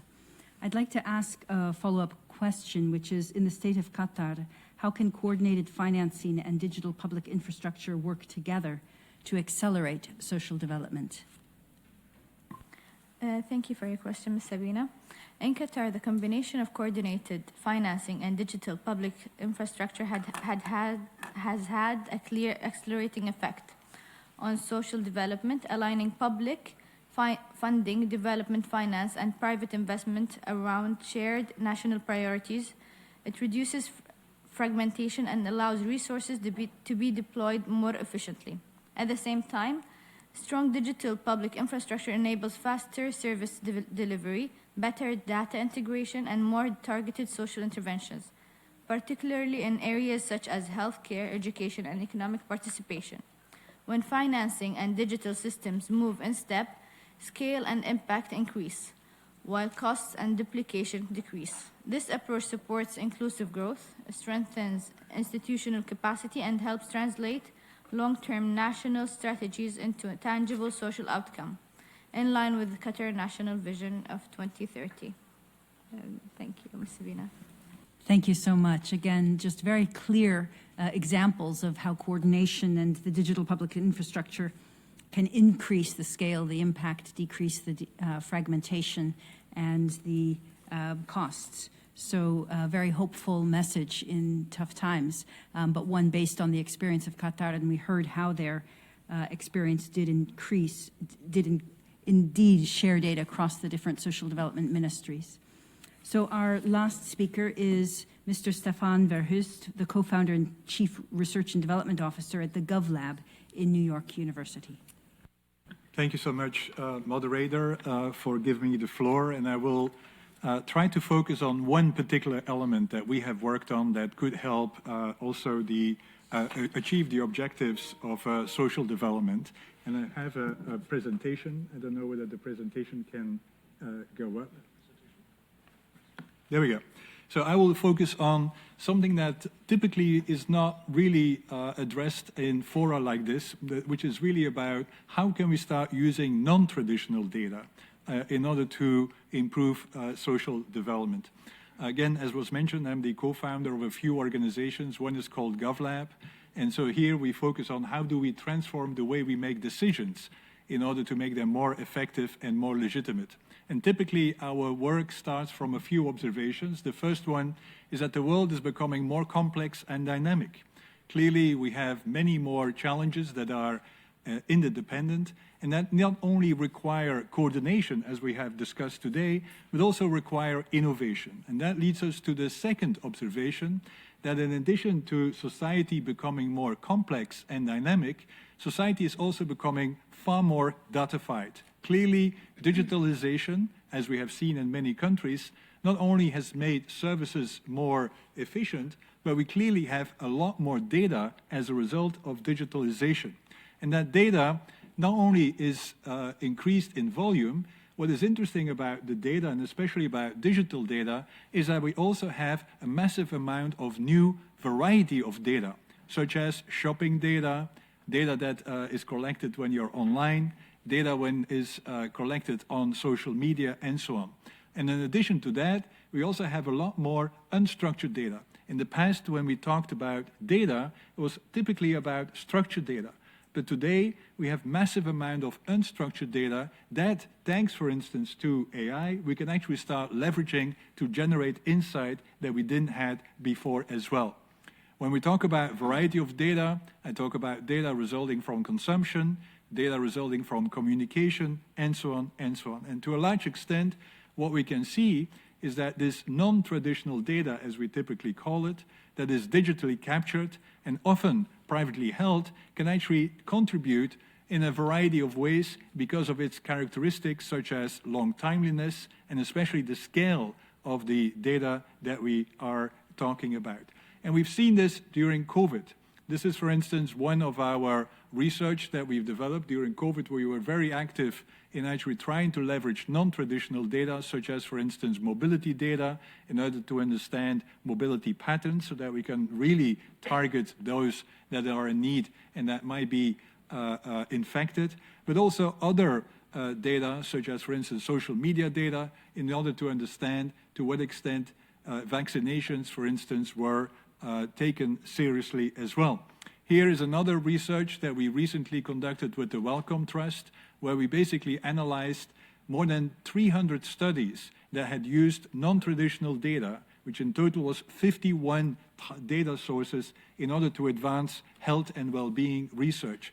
I'm not going to go into detail, but it's suffice to say that we can start using non-traditional data to understand health outcomes, to understand the determinants of health and well-being, and also to understand, for instance, structural drivers that explain why, for instance, we have certain kind of health conditions, such as, for instance, mental health as well. This is some of the research that we have done. For instance, we've used telco data to understand to what extent urban mobility is gendered in Chile, where we clearly saw that women travel differently than men, and that we also, if we want to develop urban mobility plans, that we actually have to take a more gendered approach. Other studies that we've done looked into search data, where we could understand keywords that might be indications of suicide ideation, so that we can be ahead of the curve as opposed to dealing with massive mental crisis that we have. And then we have a whole variety of other sources and other projects, such as the Big Data for Migration Alliance, where we actually, together with IOM and with the European Commission, are looking into non-traditional data to understand migration better. Now, all of this potential is there. Unfortunately, what is currently the case, and that's of course nothing new to many of you, is that while there is a huge potential and while there is a huge demand for that data, obviously the supply is quite often not reachable. And we see this massive gap between demand and supply, the massive supply of data that is being collected through digital means, and the massive demand, but unfortunately we have not figured out how do we match demand and the supply, and so we see this kind of emergence of a data asymmetry.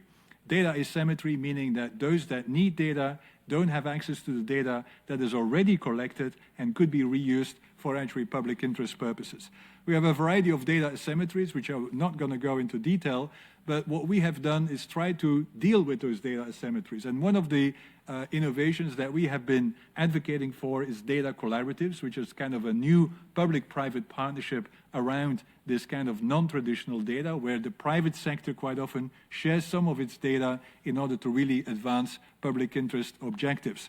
Many, again, types exist of data collaboratives, and I'm not going to go into full detail of what all those might be, but it suffices to say is that there is no one way to bridge this kind of data asymmetry.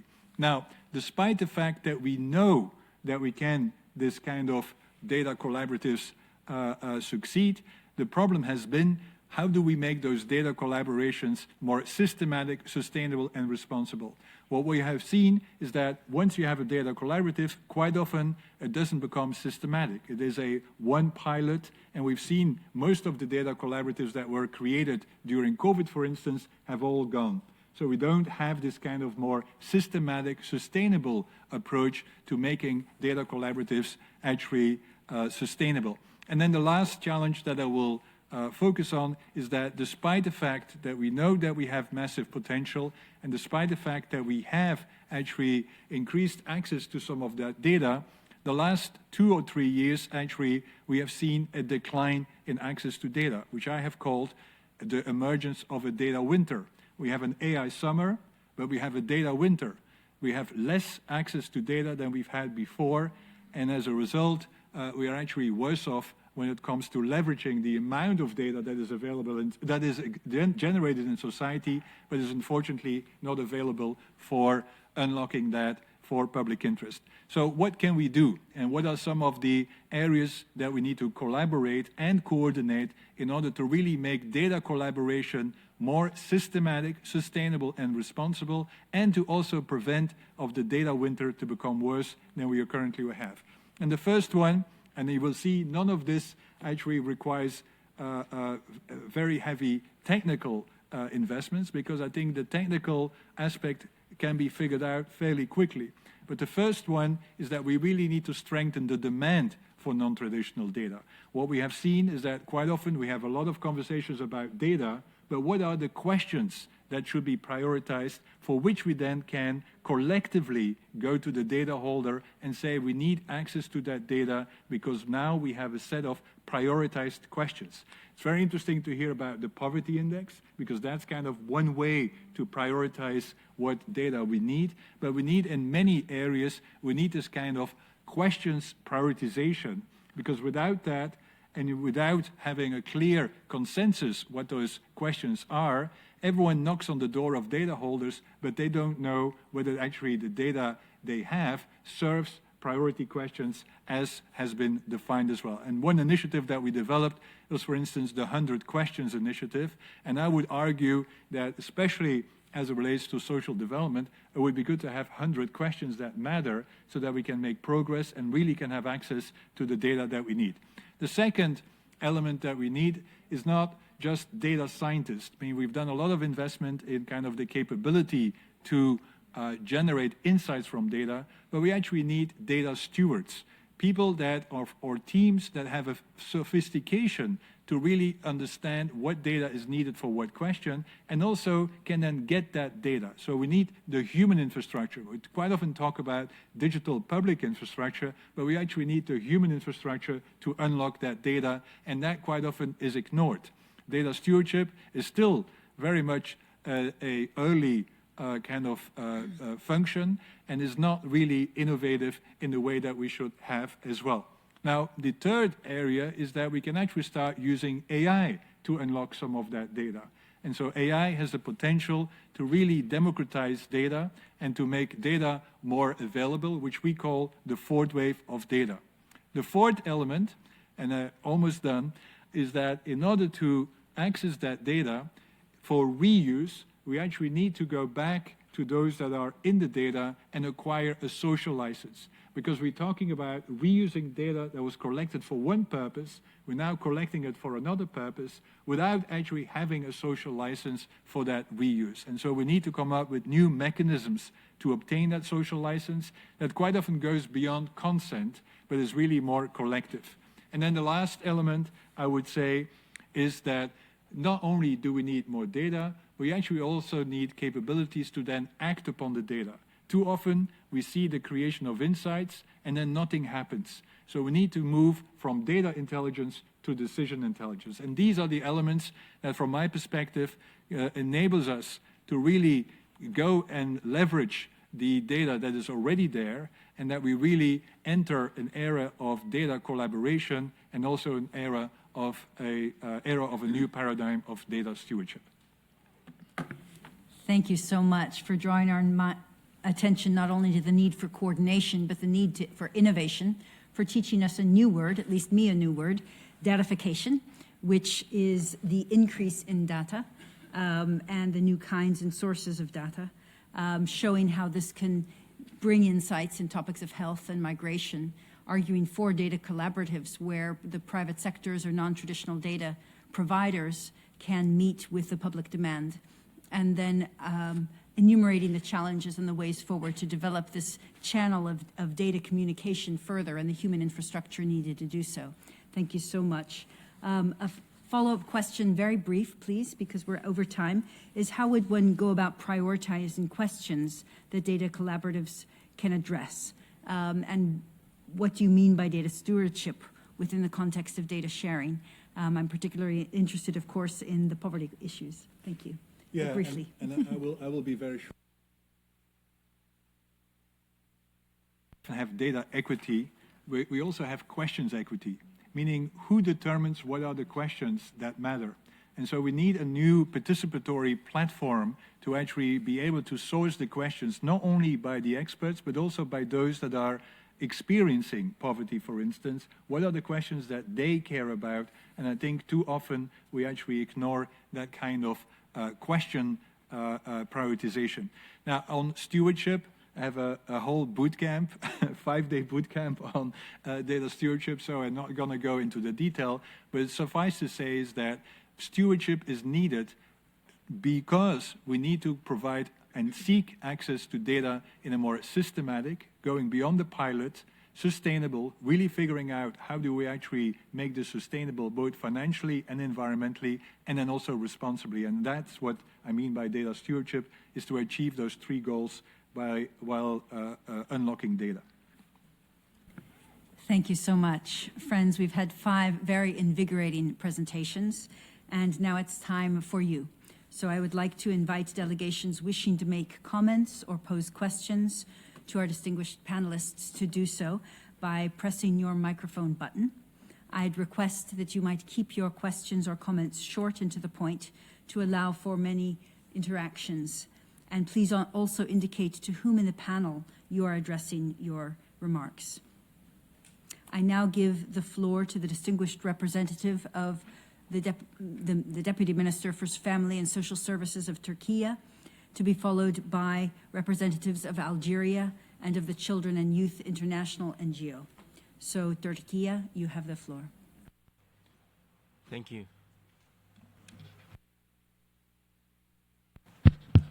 Ladies and gentlemen, I'm pleased to address this panel on behalf of Republic of Turkey. As the Minister of the Family and Social Service, we have made a clear promise to stand by women, children, persons with disabilities, elder persons, and all at-risk groups. Today, I would like to share how we work to turn these promises to progress. From our perspective, the shift depends on one key factor: coordinated actions. This means aligned family, education, employment, health, and social protection policies around shared social outcomes. With the approval of our President, the Family and the Population Decade has been declared. Within this framework, we continue our practice to empower social justice. Under the leadership of Minister Her Excellency Mahinur Özdemir Göktaş, our ministry approaches social assistance as a policy tool that empowers social justice and social welfare. At the center of the social justice stands the family. It is where solidarity begins and where care, equality, and resilience are formed. As Turkey, we regard the protection, support, and empowerment of families as a fundamental human responsibility. Today, demographic change, low fertility, population aging, and changing lifestyles directly affect social justice. In response, we support families through a comprehensive set of social services led by targeted economic assistance. We offer incentives such as housing support and marriage loan to make it easier for young people to start a family. Through our birth allowance system, we stand by families who wish to have children. For working mothers and fathers, we promote work and family balance by offering maternity and paternity leave, child care support, and flexible working hours. Dear guests, today, global stability has become more fragile while normative values are under growing pressure. With the strong commitment of militarism, Turkey acts not only as regional stakeholders but also a global actor. As stated by our President, His Excellency Recep Tayyip Erdogan, the foundation of Turkish foreign policy rests the humanitarian values. Guided by the understanding, we continue to prioritize human-centered and compassionate policies. We are committed to combating inequality and discrimination while ensuring that no one left behind. We deliver our social service through integrated social service centers so that people in need receive support under one roof. Through family support centers, we shortly say ADEM, and social solidarity centers, we shortly say SODAM, we supported individual participation of life and economic independence. We have introduced protection model for children in need and expand foster family services. We share the responsibility of assistance and care for persons with disabilities and older persons. We empower women in all areas of social life as a key priority, and it empowers both families and society as a whole. With the integrated social assistance information system that we developed, we provide a robust infrastructure for social assistance progress. Dear guests, as Turkey, our experience confirms that condition in not a technical detail, but a political choice. It's a choice that transforms promises to progress. Yet social justice is not a responsibility for a nation only. Through strengthened global cooperation, can policies respond effectively to crisis and ensure that everyone is included.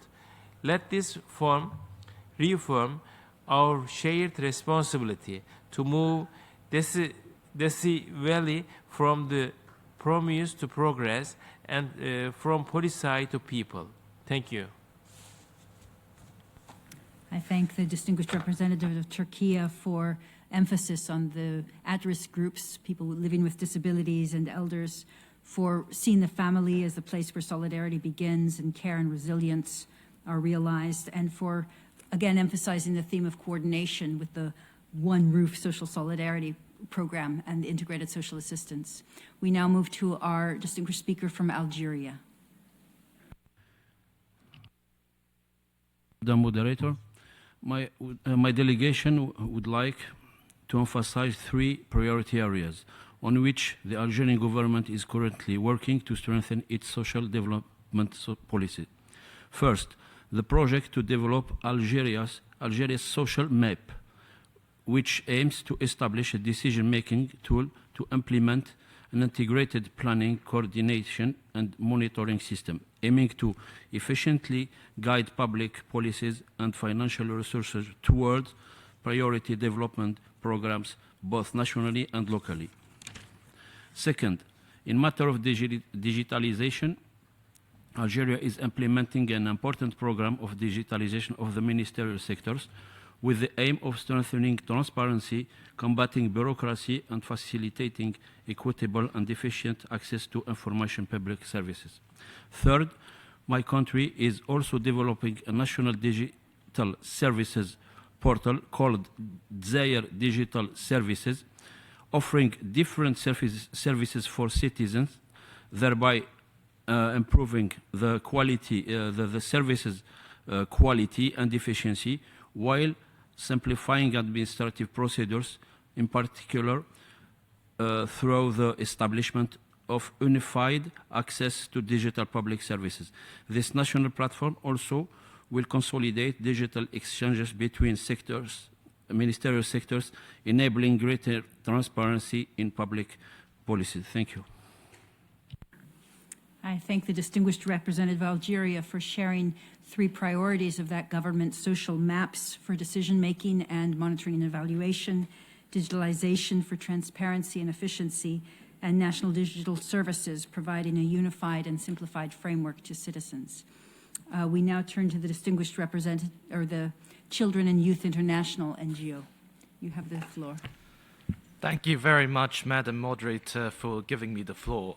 We would like to first reiterate our deep appreciation to all of the panelists for their insightful remarks, and also thank the two moderators for their tireless facilitation of these important and timely discussions. Distinguished colleagues, we consider the question of coordinated financing for social development to be an extremely relevant to the outcomes of the 4th International Conference on Financing for Development and the work of the Intergovernmental Negotiating Committee for the UN Convention on International Tax Cooperation. Children and youth have continued to advocate for a sustained focus on financing as a critical means of implementation for social development. And this is one of the key outcomes of the FFD4 Youth Assembly held in Seville last year. We would like to take this opportunity to highlight that this year's ECOSOC Youth Forum will include a particular focus on how financing and technology can unlock development outcomes and the role of young people in pushing for economic and social justice. We invite all member states and stakeholders to carry these perspectives forward and ensure that they are meaningfully reflected in national and local social development policy. I would like to address two critical questions to the distinguished panelists. Firstly, what do you think is the nexus between the outcomes of the 4th International Conference on Financing for Development and the 2nd World Summit on Social Development? And how can these intergenerational perspectives be integrated to the implementation and follow-up of these two agendas? Our second question is, what do the panelists think about the role of domestic public resource mobilization and tax reform in ensuring predictable investment in social development? And what more needs to be done to ensure expanded fiscal space for social protection and essential public services such as health and education? I thank you. Thank you so much for that intervention, reminding us of the strong voice and energies of youth in advancing social justice and asking two questions to the panelists. This concludes the interventions from the floor. So I would like to return to the panelists in the order in which they presented and invite them to give a brief 1-minute concluding remarks and address the two questions of the youth panelists if those are part of your remarks. So we turn first to the distinguished speaker from Poland. Madam Chair, thank you very much. Thank for these questions. I think that the most interesting from my point of view is the second one concerning expanding fiscal space to cover social spendings.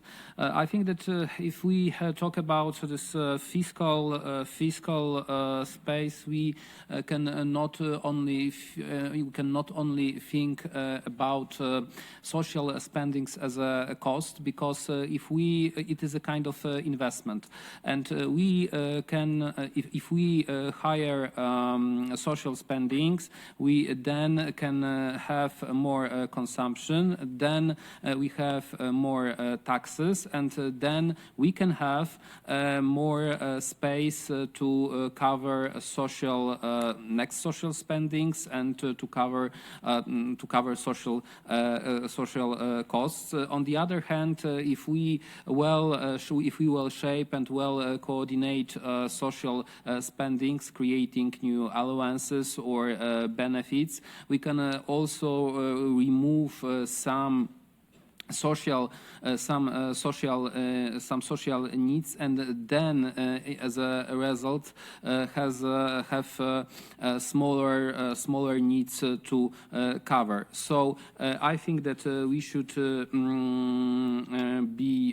be courage and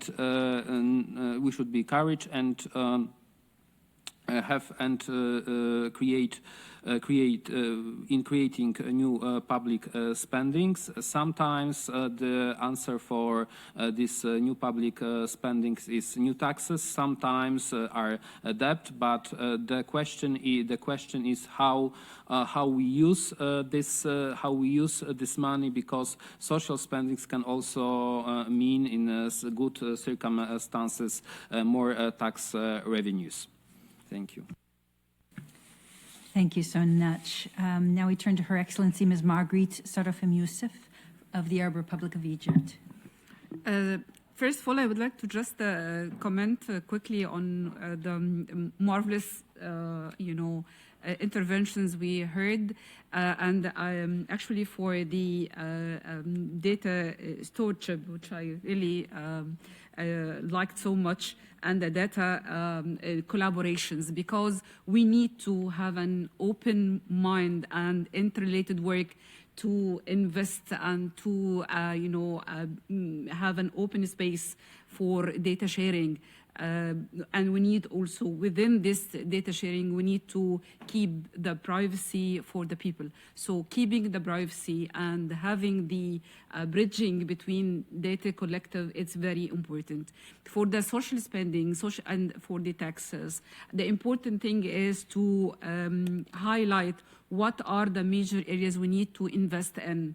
So people, by having this, we need to listen to the people. So please, placing the people in the core of even the way we plan for the social spending is very important. So having new taxes or whatever the sources are, the main issue is how can we spend this money into the social cornerstones as the people really need. Thank you. Thank you so much. We turn now to Ms. Angela Kawandami from Zambia.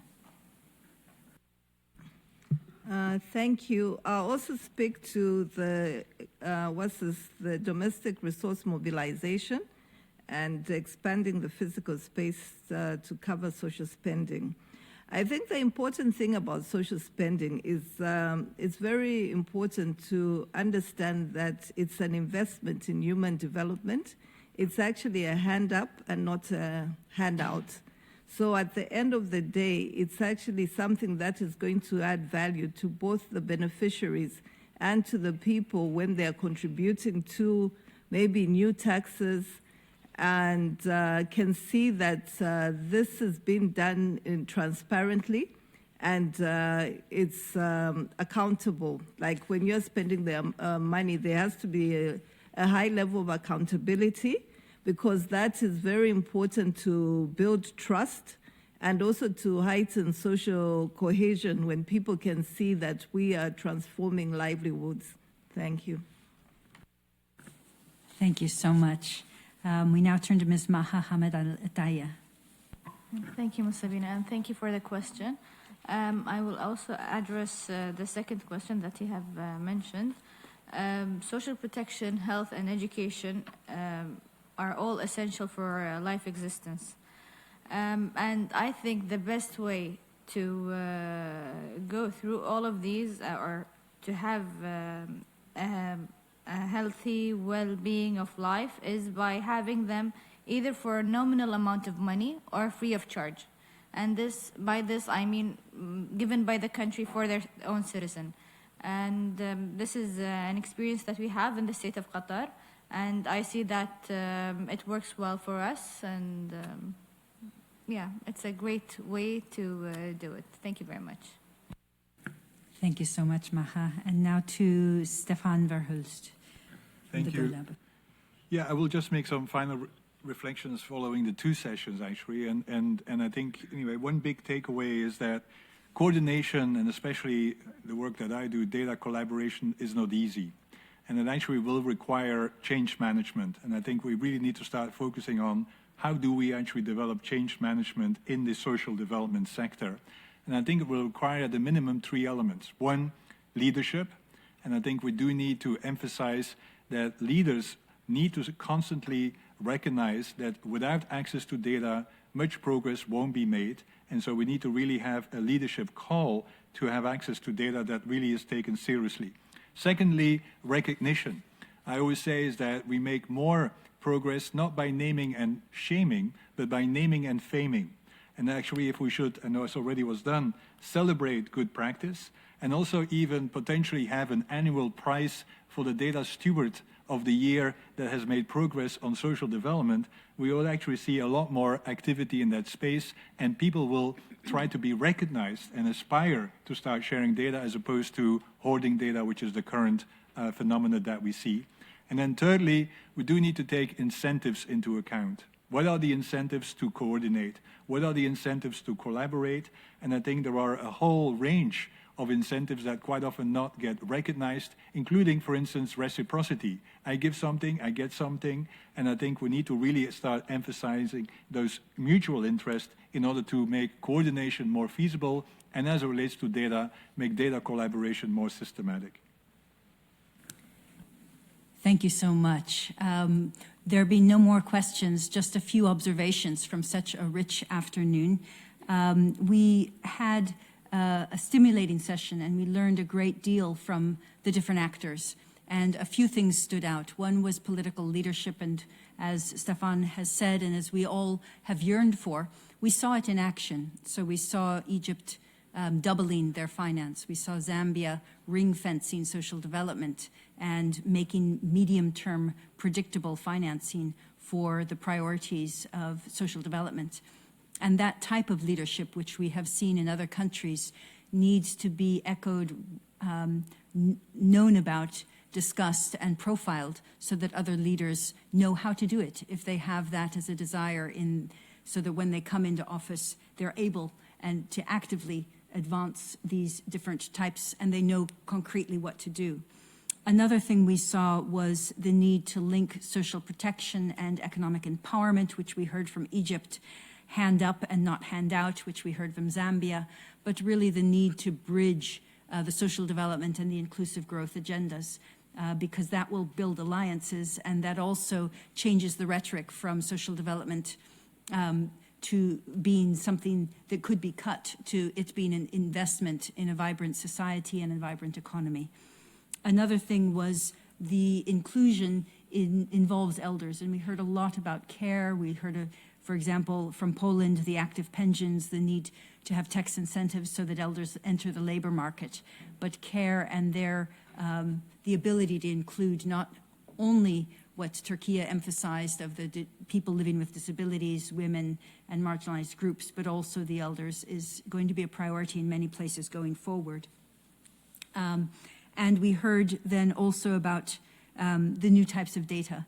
And we saw very lived experiences where unified data structures then enable household targeting, enable a much more better coordination across ministries. So we saw in action how the digital infrastructure supports the coordination that we were discussing in the previous section, and how that can be used as a tool of governance, but also how it can be, with appropriate safeguards, catalytic for other actors outside governments.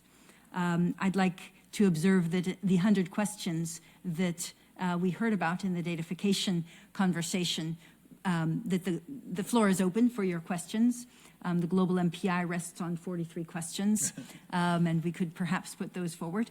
But I think that that's a very concrete way to think about bridging and accessing the private sector's data and their interest in entering this space. I'd like to end by, in a sense, returning to Stefan's point about naming and faming. I work on poverty, and often when I say that, people recoil, and they think I'm going to make them feel guilty.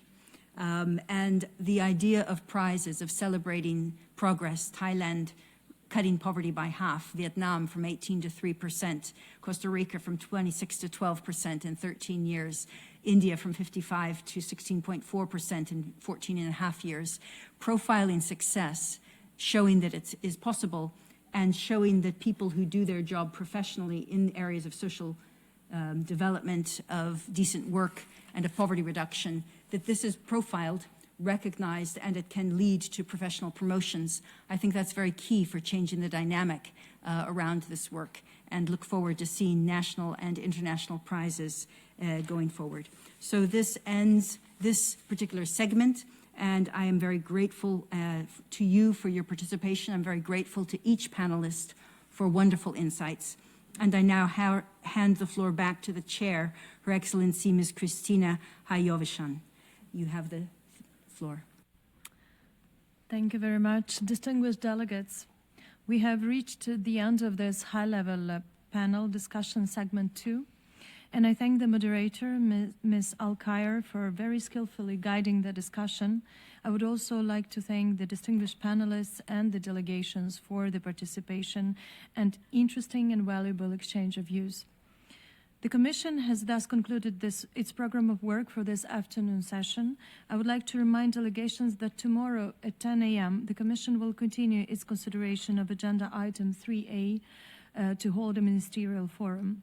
I also take this opportunity to remind delegations that the deadline for inscription in the list of speakers for the general discussion is tomorrow afternoon, 6 p.m. The meeting is adjourned. Thank you very much.